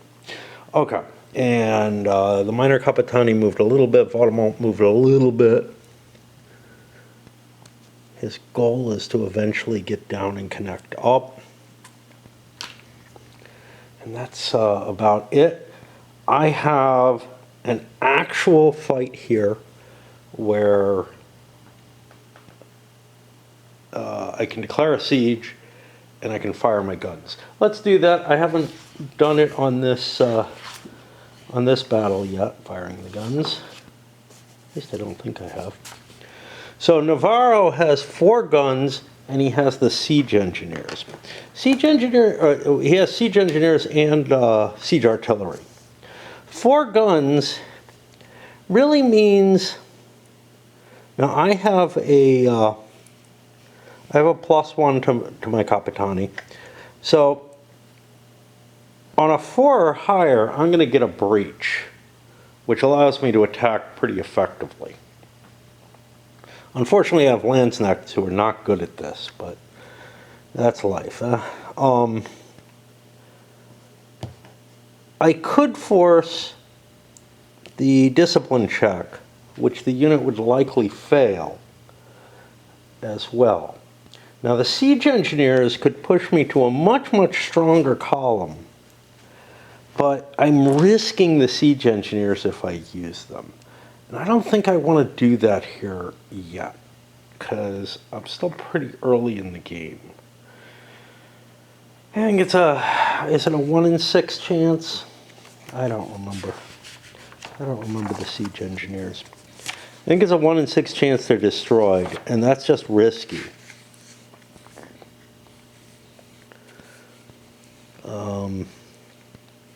5 or 6, I get to add 2 artillery SPs, which would take me from that table to that table. But on a 1, I eliminate them, and that's no fun at all. Whereas siege artillery, I don't believe gets eliminated. Okay. We've got a line of communications and all. So we fire 4 guns with a +1 for the leadership. The siege artillery letter up here. And we roll a 4. That gives me a 5. That's going to be a breach, but it's a lot of things, actually. It's a DC, which is a discipline check for these fuckers. They count as normal. It's a breach because I have the siege artillery. That's how that worked. Oh, where's the discipline table? How many times do I have to check? No, this is in the combat phase, so it's actually his quality, which is only a 1. He rolls a 2, he passes, so he's not blown up by that. We get the breach. We get a leader elimination check, but that only applies in major battles. So now the attack is in non-affecting terrain.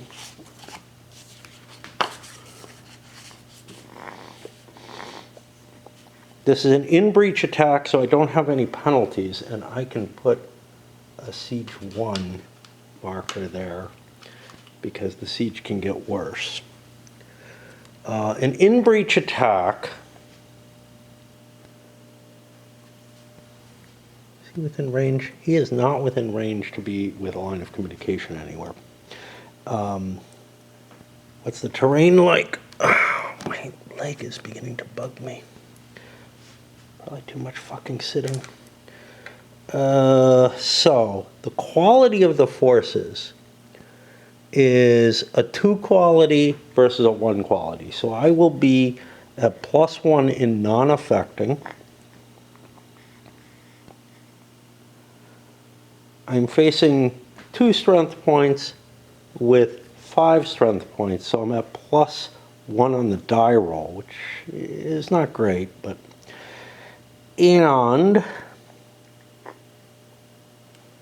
I've got Landsnecks, which are attacking in an in-breach attack, which neutralizes that +1. So I'm actually at a 0 on this. This is not a perfect situation.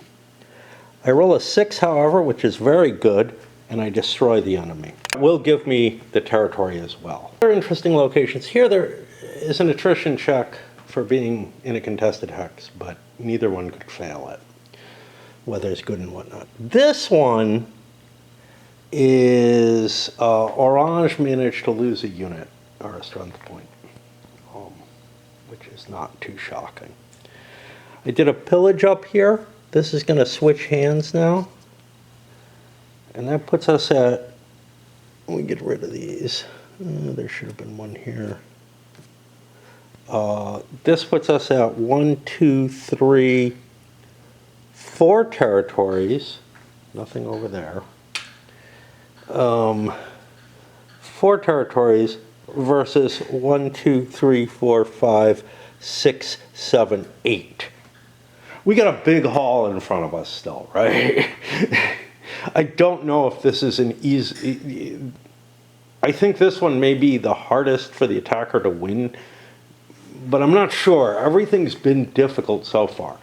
But this is the first one where I feel like the person who historically won, which is going to be the Imperial, which was the Imperials, is the most likely to win it anyhow. This pushes forward into another sheep turn. This sheep turn will go to the French because they conquered Capitan, and they'll get a couple extra points from that. And that's all she wrote. And I think I'm going to do one of my random chat videos. Second May turn. Oh, cool. My battery didn't charge. I think I somehow managed to get it not set right because I had to remove it and put it back in to get the camera to start, but it worked fine at one point in there. Anyway, I've got plenty. This game doesn't eat up a lot of battery. It's kind of funny. It's like a little after noon right now. I've been being awake during a lot of the daylight hours. And yes, I managed to waste a lot of time just like I do at night. But I feel and I took a little nap, whatever. I feel this sort of, wow, it's so much harder to use up the daylight somehow. Like, I'm so much, when I'm awake in the night, I find ways to waste it so easily. During the daylight, it's a lot harder. Now, work was a good way to waste it, but maybe if I'm awake during the day, I end up starting to do stuff. Anyway, this is a non-economic turn. It is a sheep turn. The French are going to get the points. I just said that a little while ago, but... And, well, let's... let me think about whether there's any orders changes, and then I'll get to, if there aren't any, I'll just come back after the Barons move. I'm pretty happy with the orders I have on everybody. Where the fuck's Bagliani? Yeah, he's got to keep his attack orders.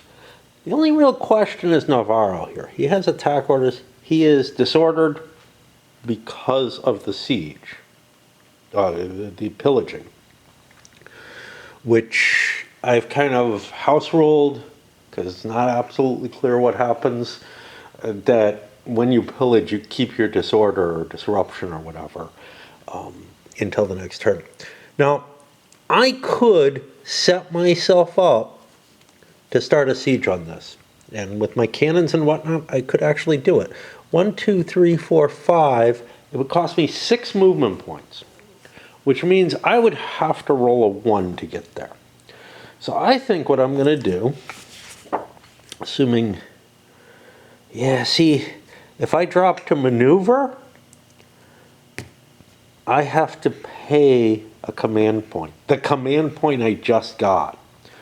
So I think I'll keep my attack order. That's going to give me a prior attack, which is not a good thing. I would like to clear this because otherwise he's a threat to everything up here. But yeah, maybe I'll get lucky with my movement roll. If I do, that's great. If I don't, well, I can recover during my I'll recover at the end of the turn no matter what, and I don't know. It's gonna be hard. Like I'd like to bring that cannon down and use it. That's the one difference I have.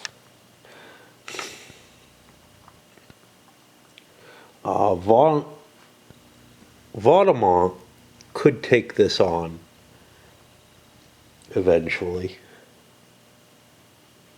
And that wouldn't necessarily be as terrible. I just don't know. I don't know. That's a thing. If this guy... I mean, I could switch to a garrison, but then he has to take a... I could switch to garrison for free. Then he would have to take an attrition roll because he's now in an uninhabitable area.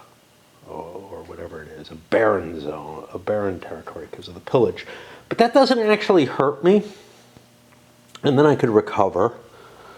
I mean, I'm going to recover anyway, though, because this is automatic. So, one thing I could do, if I'm heading down this way to join the battle down here, it actually doesn't hurt me to have the previous attack. I don't think I'm going to be in contact with the enemy quickly enough. If I'm heading up here, it's bad, but not terrible. Like, the only place where it would be really problematic is if I'm heading in this direction, which I don't think I want to do.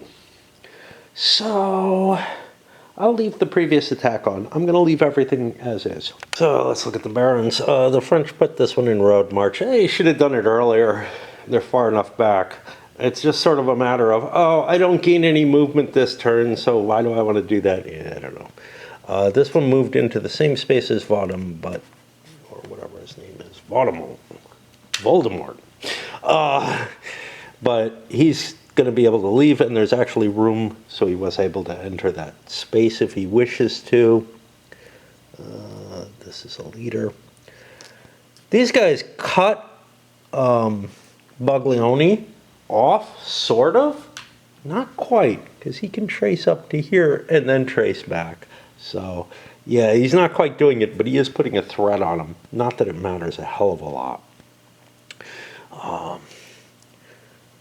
Unit here, road marched up here, and then entrenched. This guy road marching his way through.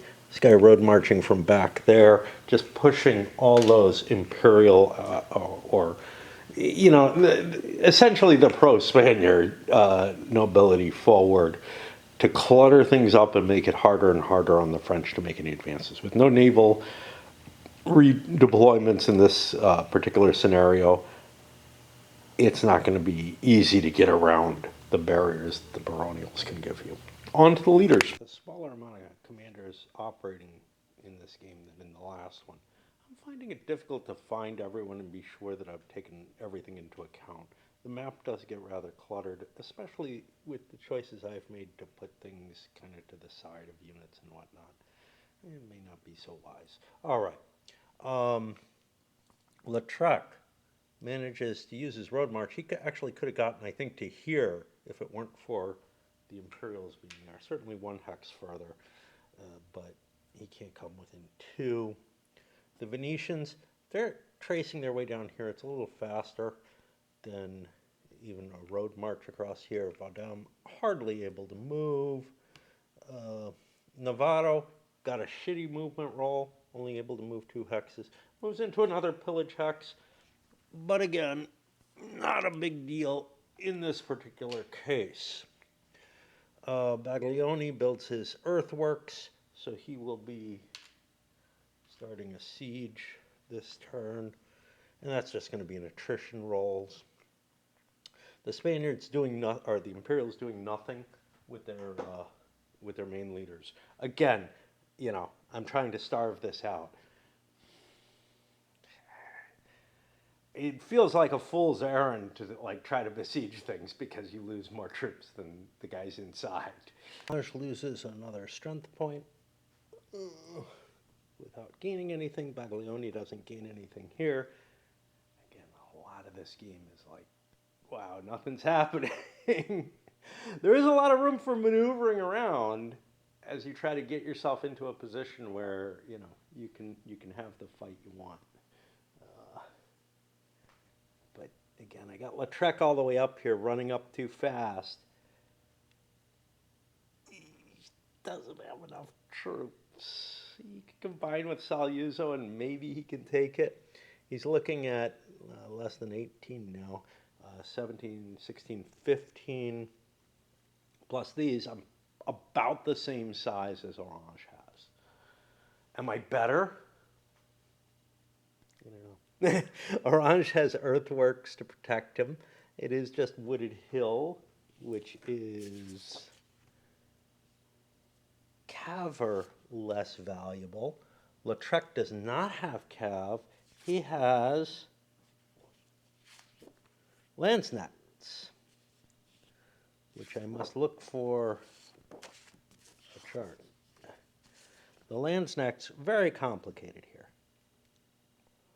This is a non-affecting hex, right? Non-affecting. That gives the landsnets a bonus.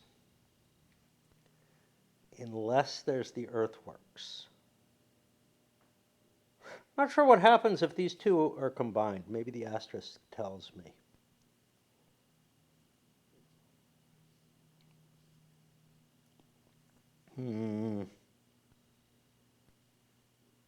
Yeah, this supersedes the star and double star. Yeah.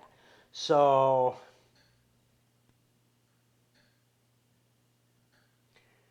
this would be a major battle, though. But Orange is going to have earthworks. He's in one force. I don't know that necessarily. But yeah.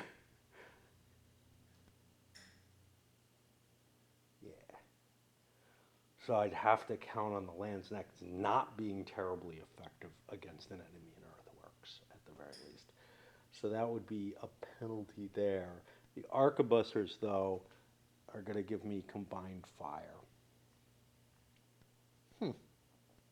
And I know that the Imperials have like 4 leaders. I don't know who these guys are. If I see 2 of them placed like this, one of them I know who he is. It's Moncada from the previous scenario. Yeah, there's something very weird with those. The symbols were a bad idea. They should have one symbol on the back of all of them. But then, yeah, the problem with the gray counters. Gonzaga switched sides in the last 2 scenarios. Others, like, thought we had somebody in this one. Maybe it was again in the last one. Get the feeling that there was someone who has counters for both color sets, so that he has a counter for each scenario he's in, which works pretty well. But yeah, they should just have one side or they should have either one symbol on them or for all units in the scenario. However you have to work that, and it might mean that the Spanish symbol or the Imperial symbol is used for scenarios where it's not the right thing, but like it just feels wrong that I know that Moncada is there because he's flying a Spanish flag instead of an Imperial one. Yeah. Yes, I don't know. I don't know that I want to launch that attack here particularly. I have some Cav. I don't know how much I know about him. Well, I know about the Imperial forces in general. And he's got a shit ton of Landsnecks, which are not going to be advantaged defending behind the earthworks. Because a +1 when defending is bad. Okay. Anyway. Next turn, we will get Maramaldo. How does he show up?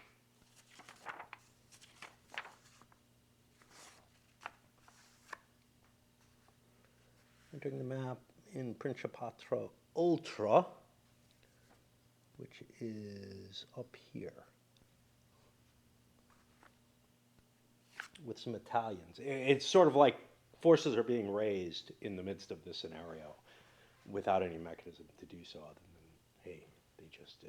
There's, of course, little breaks and come up and play again. We'll see. Quite often, I think I find something. All right, here we are in June. This is an economic turn. I didn't roll the things yet, but I did roll the weather. It's fair again. I'll come back after I get the points. This is not a sheep turn. Got their full 5 points. They're actually closer to their supply source now. Well, Lautrec is, and he's the only one that matters. And the Spaniards only got 2 points of shitty die roll, such is life, but they have a shit ton of points. I'm getting that Menudo. Where does he show up? Any hex in Principato Ultra occupied by a Spanish major force. What's a major force? Uh-oh. Uh-oh. This may be one of those, oops, you really have to be aware of what the fuck is going on. Well, there is no Spanish major. There is no, whatever a major force may be, there isn't one. But I'm worried that means there has to be a Gran Capitano there. Kinds of forces. Yeah, there has to be a Capitano Generale there to be a major force. So, no, he doesn't show up. Well, another royal fuck up, to be honest, right?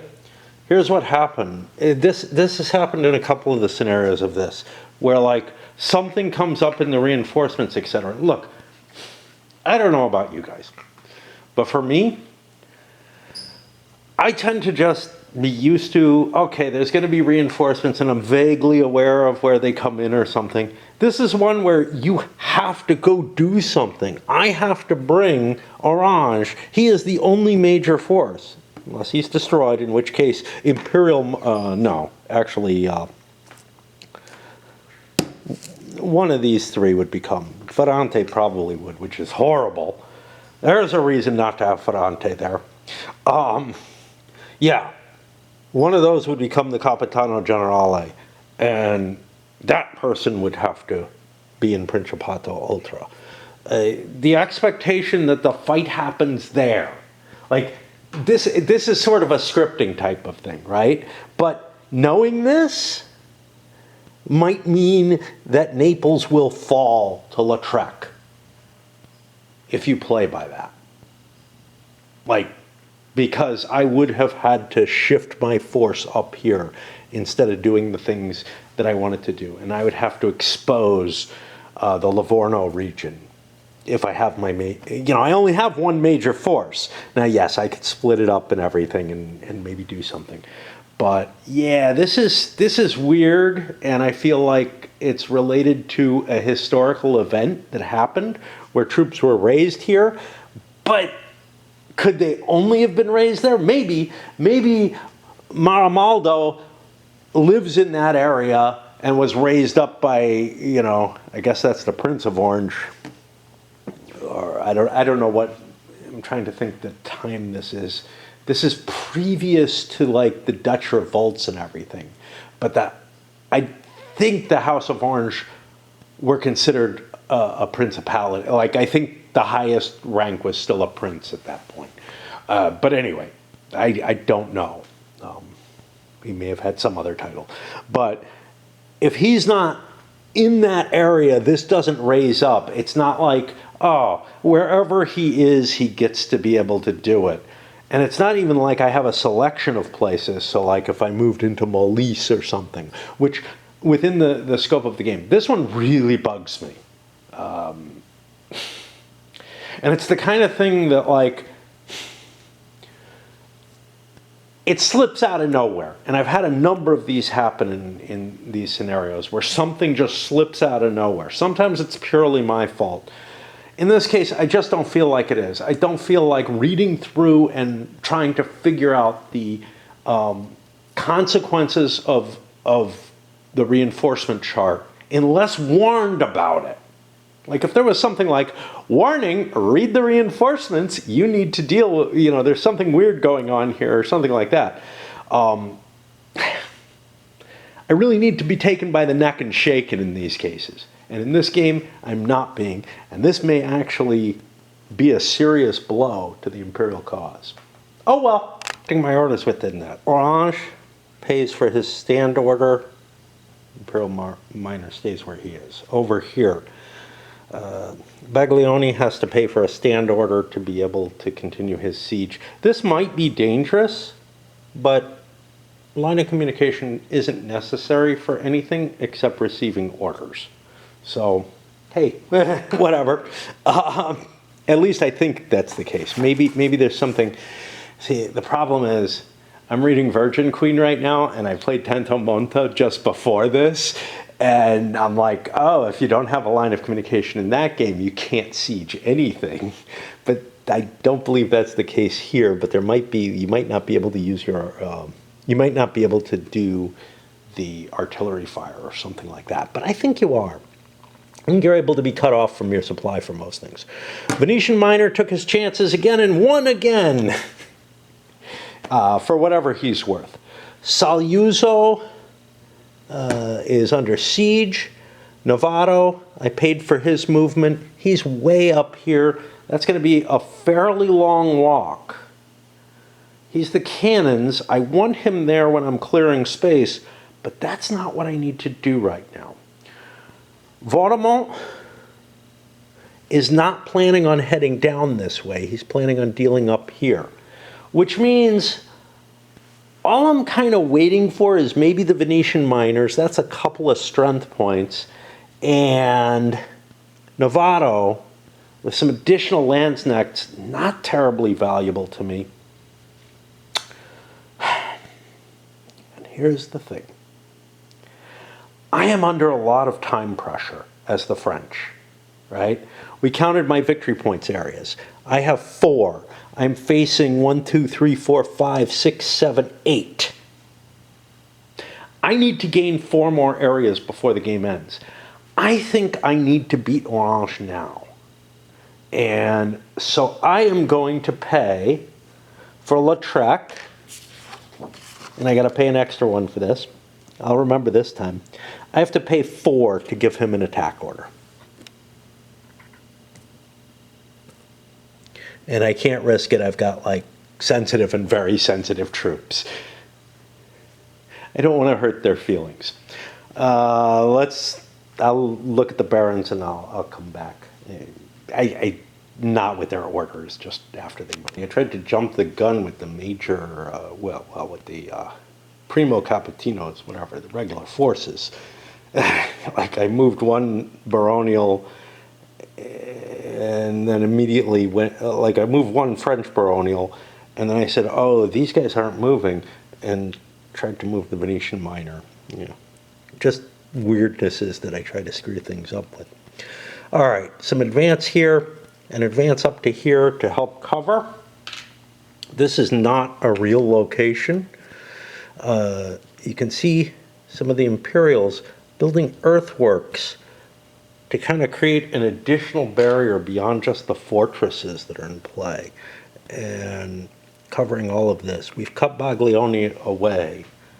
But once this siege is completed, well, this road does not help me. I would have to get up to there to get any effect. So I'm kind of floating around on my own. Some forces moving forward. This thing basically got into road march, and that's about it. He moved 1 hex. But it's worth it because in the long run, he's going to use that road march. And it's a big deal. Double movement is a huge deal. And I'm really too lax about that. Now, the Spaniards are going to pass right away, but I have to figure out which of the French I want to declare movement for. It's probably not the Venetian minor that I aimed for, because I'm in that weird situation where Orange conceivably could have orders to try to get out of there. Little harm in me firing off Baglioni, which I do, and when he passes, now I'm free to do whatever I like. We gotta swap batteries because this one's running down and that one's full. Couldn't pass with the Spaniards because I wanted to move Del Vasto up here in case Orange dies, so that Del Vasto can become his commander, the Gran Capitan, or whatever it is. Capitan General. The Gran Capitan is Cordoba. But there's so many Capitan terms. Okay. We are at almost all the French having moved. I held off on Lautrec because no matter what, he can get down here. And the only terrain is, well, there's the earthworks and the wooded hills, which is affecting terrain. No, non-affecting terrain. So if I'm facing something without the earthworks, there's that. Let me tell you about everybody who moved. I thought I had moved him already, actually. Well, let's move him first. The Venetians got the same role that they got on the prior thing, and it doesn't get them very close. I don't know. I might not have wanted to move him forward if they could get close enough to be absorbed, to get a couple extra troops in there. Navarro, he's got artillery with him, so even though he's in road march, he moved rather slowly. So I get my full 5 movement points, which means I can come in here, build a third set of earthworks. The besieged, we've got like an Alesia type thing going on here. And we looked at these. Valmont, I'm going to absorb this. I actually could have moved another hex, but I want that extra troop for siege losses, because baronials are really cool for that. As long as that doesn't put me over 10. If it does, I change my mind. 6, 7, 8, 9. No. I got to be careful because I was so clever. I was so careful with the force allocations I have. And we're going to have 2 things here. One is going to be a siege that's just going to be attrition. The other is going to be a major battle. And I need to break before I do that because my T runneth low. And so I'll watch another video. You know, one nice thing on the weekends, and right now, like, not every weekend, but like SNL videos come out. And I'm like, oh, these are like things I can watch, and they're like 10 minutes or less each, as opposed to, you know, me committing to something that's like almost always more than 10 minutes. News pieces are the same shortness, but I don't tend to watch them. I tend to run them while I'm playing Raid or this other weird little, we're going to call it Little Girls. It's one of a bunch of these sort of sex-based gotcha games that I play or have played over the years. And they really don't catch my attention very much. They don't, you know, it doesn't have the same kind of, Raid has a fair amount of effort you have to put in to construct good teams.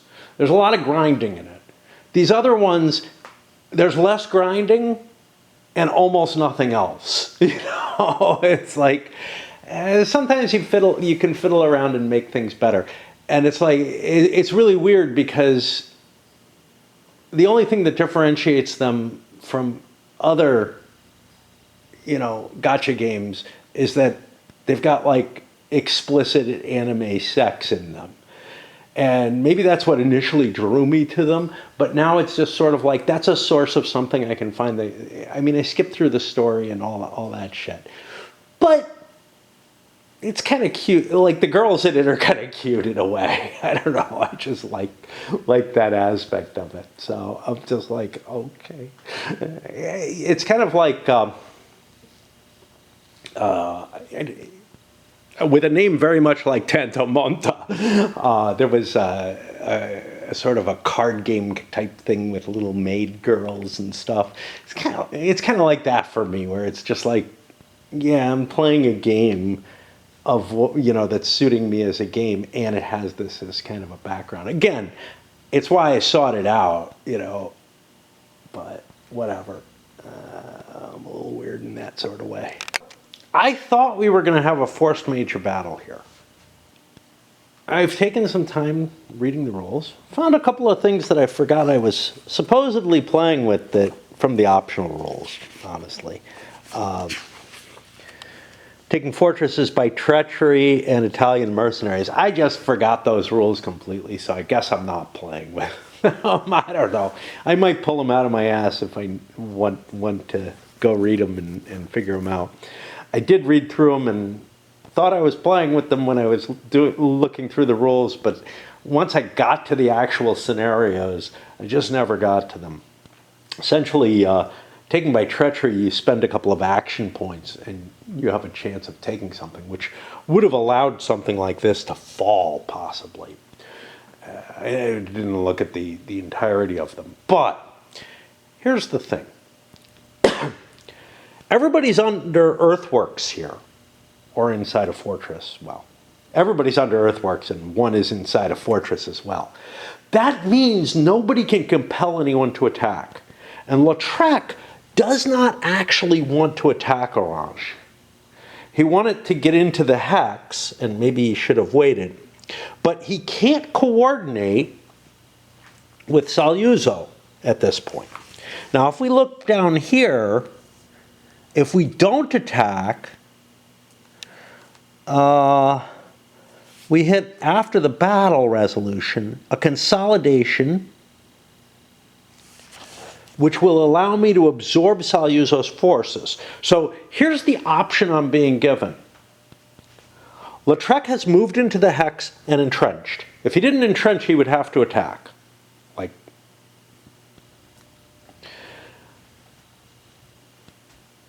Orange is entrenched in that hex. Lautrec does not want to attack Orange. He'd be at a disadvantage, I think. It's kind of hard to tell. We're looking at around 20 strength points here. We're looking at a little less here. So, quality. His quality's not particularly good. His quality's a little bit better, perhaps. I don't know. It looks like the French are a little weaker. I moved into that hex with the intention of, oh, I'll be able to fight and I'll have Saluzzo in the fight too and it'll work okay. But the way things are sitting, if Lautrec does not want to attack, he can sit behind his earthworks. Orange can attack him. Orange could attack Saluzzo as well inside the fortress. But Orange would have to launch an attack against, well, if he does it against the fortress, it's bad because he takes the disorder result, whatever. Because it's not an in-breach attack. If he wants to attack Lautrec, though, he's going to have to face the opposition of the entrenchments. And he will abandon his entrenchments for the entirety of the major battle. however long it is. So he will be stuck in battle with Lautrec, fighting him. I didn't think I would be in a position where these forces get together, but here's the real problem. Lautrec can join Saluzzo in the fortifications, or outside them, doesn't really matter, with the earthworks, and be in a position where he's kind of still safe, right? And if I wanted to coordinate my attacks, I could. I can't absorb Saluzzo right away and launch an attack that way. Cordoba could do that with his L capability, but Lautrec does not have that ability. I only needed the attack marker to get me into the hex. I can actually disband that and go down to a hold marker, and it won't even cost me anything, and just stand there. And it does make sense, right? You know, I've gotten into the area, I had the movement points to entrench, and now we just stand off. But I have the feeling this is going to happen a lot of the time. And that maybe some battles that I had shouldn't have happened the way they did. Does Orange want to launch an attack?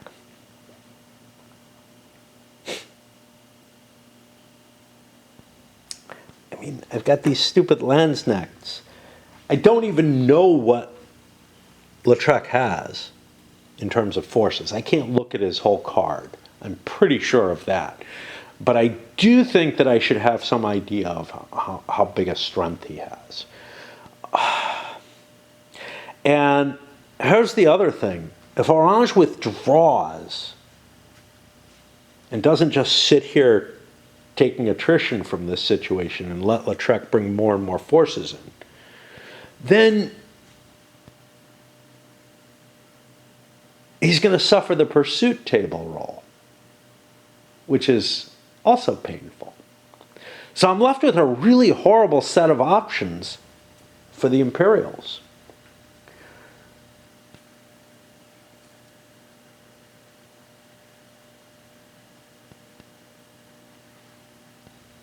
I think I'm not going to attack. I think I'm going to withdraw, hope my initiative's good enough that I can... See, here's the problem. If I limp out of there, Lautrec can attack me. He's got more leaders, etc. Yeah, I may just attack him, because this may be my best chance to beat any of the forces. Saluzzo could come out as a sortie, but that would be horrible. And I can't coordinate the two. I can't do a sortie in combination with the attack on the area, because these are not all coordinated under one commander. So I think that's what I'm going to do. I think Orange is going to launch the attack. Lautrec is going to take the earthworks advantage and the firearms. What does the firearms do? Well, in addition to what it would normally do, which is just break up charges, it has a special effect in this scenario, which is you increase the quality of the attacking force if they have an advantage in firearms. So the firearms actually will only help Orange. His quality is going to be improved by moving in against the dug-in forces of Lautrec. The earthworks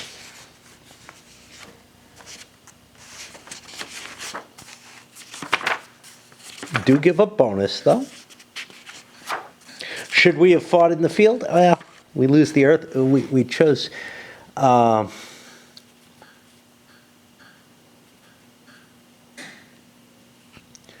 it just gives us this.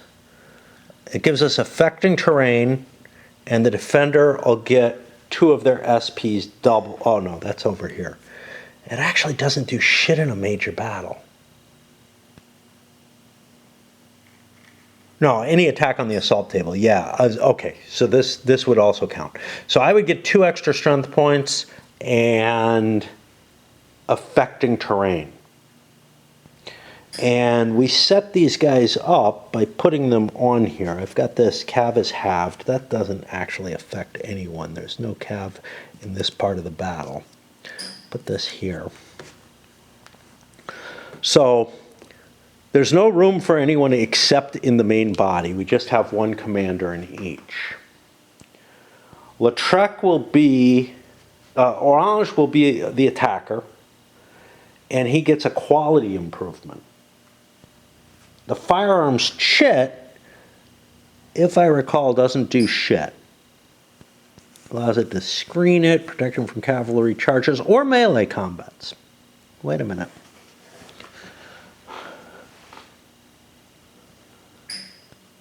What does it do? It modifies cav charge resolution and causes charging size losses. It reduces the quality of attacking core by 1. Okay. Great. All right. So, yeah, they neutralize each other even with the earthworks. Okay. So, this is our situation. Orange has left his earthworks. We're in the hill. That doesn't do shit. That's just cavalry. Artillery and cav here as well. Actually, it's superseded, I think, by the... I don't know. I don't know. Quality. What is our quality here? Orange has a quality of 2. I'm not going to worry about the fireworks. They both are firearms. And Lautrec has one of 1. So Orange is at +1 in affecting terrain at this point. And both sides have landsnecks, which cancel each other out in the earthworks. And Orange has 10, 17, 18, 19 strength points. Lautrec has, I think, 17. No, not 17. 6, 11, 15, which means no modifier from that. There's no leader bonuses. There's no weather effects. So we're rolling here on the affecting +1, which is basically an equal shot on both sides. Let's see what happens. We get a 2, which is shitty and bad for us. Both sides will lose 1 strength point. Take that. And we will continue to take off our landsneck, because why not? Okay. But Orange has to make a quality check here. And I don't know if he's doing the right thing by attacking, but I can't figure out what else. Not there. Okay. His quality of his troops are 2 and 1 and 3. He rolls a 1, which means he passes. Now we go to the second round of combat, and I needed the firearms. Let me give him a, whatever the muster is as well, so that he can retreat if he doesn't like what's going on, because he doesn't want to be wiped out in his assault. But it is kind of funny that, like, I can just, I can just sit there in quantities against each other for a significant amount of time. Now, both of these have played their firearms. Those actually go away after 2 rounds of fire, but they're not going to have any effect because both sides have firearms. So we'll do it again. Back where we started. Okay. And the odds and everything should be the same, even though the numbers have changed. Here we get a 4. The attacker takes a hit and has to make another quality check. This isn't going well for me.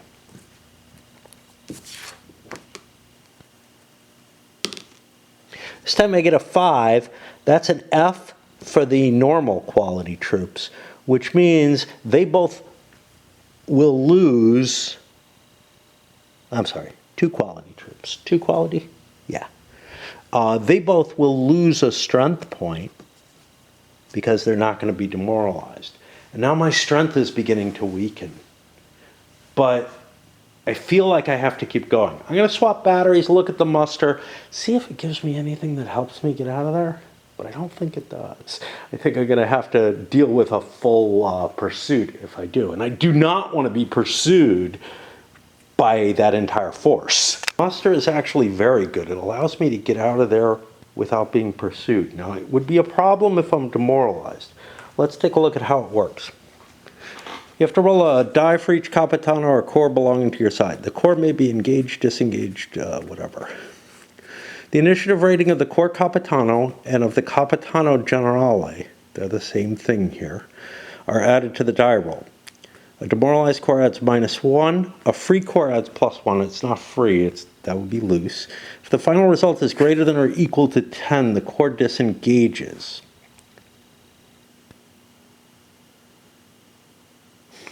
So it does give me some opportunity. I'd have a +3 to the die roll. And that's it. And I'd have to roll a 10 or higher. That's going to be really hard on one die.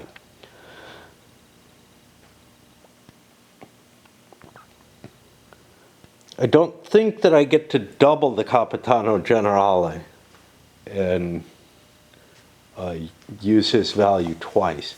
Not clear. But yeah, it's not gonna help me, and that means I would lose the battle and suffer the pursuit, which is as bad as it can be. So I think I just keep continuing with my fight. Odds are not going to go to 2 to 1 yet. I'll worry if things keep going. I'm hoping for a good result to break the enemy. But that ain't going to be it. I get a 1 and a D. So I have to take the hit on one unit and the demoralize result on another. I'll take the demoralize on this. And that means I make a quality check. 2s and 3s. I get a 6, which is going to suck. That is a demoralize on the 2 and a for fuck's sake on the 3. The 2 will take a hit. The FF, wow, this is so weird. It's actually a worse, oh no. The 2 is demoralized. The 3 is also demoralized because he doesn't have 3 or more strength points. So now the entirety of Orange's force is demoralized. He has to run. There is a pursuit. Lautrec's maneuver worked, just not quite how I thought it would. Okay. None of these apply, so we simply roll a die. We get a 5. That's going to require a Capitani elimination check. That is everybody in this space, which includes Del Vasto. Doesn't help me there. And 30% of Lautrec's infantry get to pursue, or points worth of pursuit, which is 11, 14. Sounds like 4.2. So 4 hits. We'll take that on this unit and just kill it. Land's necks go away. I don't know where they go, but I have to retreat my full movement point allowance, but I also have leader loss checks, which I think are like a 5 and a 6. Let's see. We do not have the rule for elimination checks here.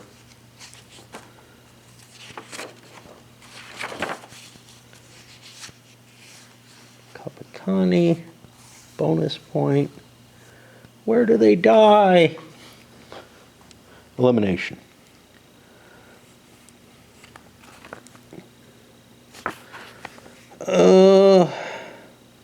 Roll a die less than or equal to 2. We'll kill it. Okay. So let's start with orange. He dies. Ferrante. He does not. And Del Vasto. He does not. I'm going to make Del Vasto my new commander.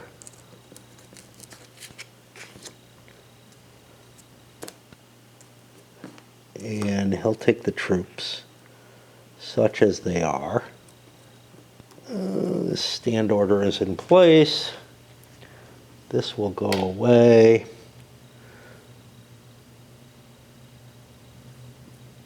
The earthworks go away. The firearms go away. Okay. And orange is gone. Oopsie. And the new commander is Del Vasto, who flees his full movement points, which are just 4 now. 1, 2. I could stop here in this city, which might not be such a bad choice. Or I could keep running.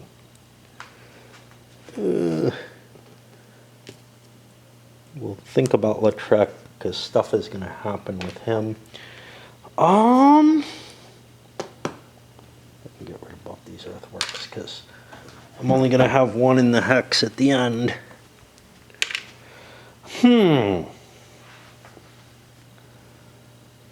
This guy can keep pushing. I don't want him to. But I don't have enough movement to get to there. So I came here. Oh, 1/2, 1.5, 2, 3, 4. Wait, this I have to pay for. 1/2, 1.5, 2, 3, 4. I'm going to fall back to here. And he takes these guys in Capua. Orange is gone. And Lautrec does not get to pursue. That's an artifact of the rules that does not belong. He gets to consolidate his forces to include Saluzzo now, who loses his garrison order.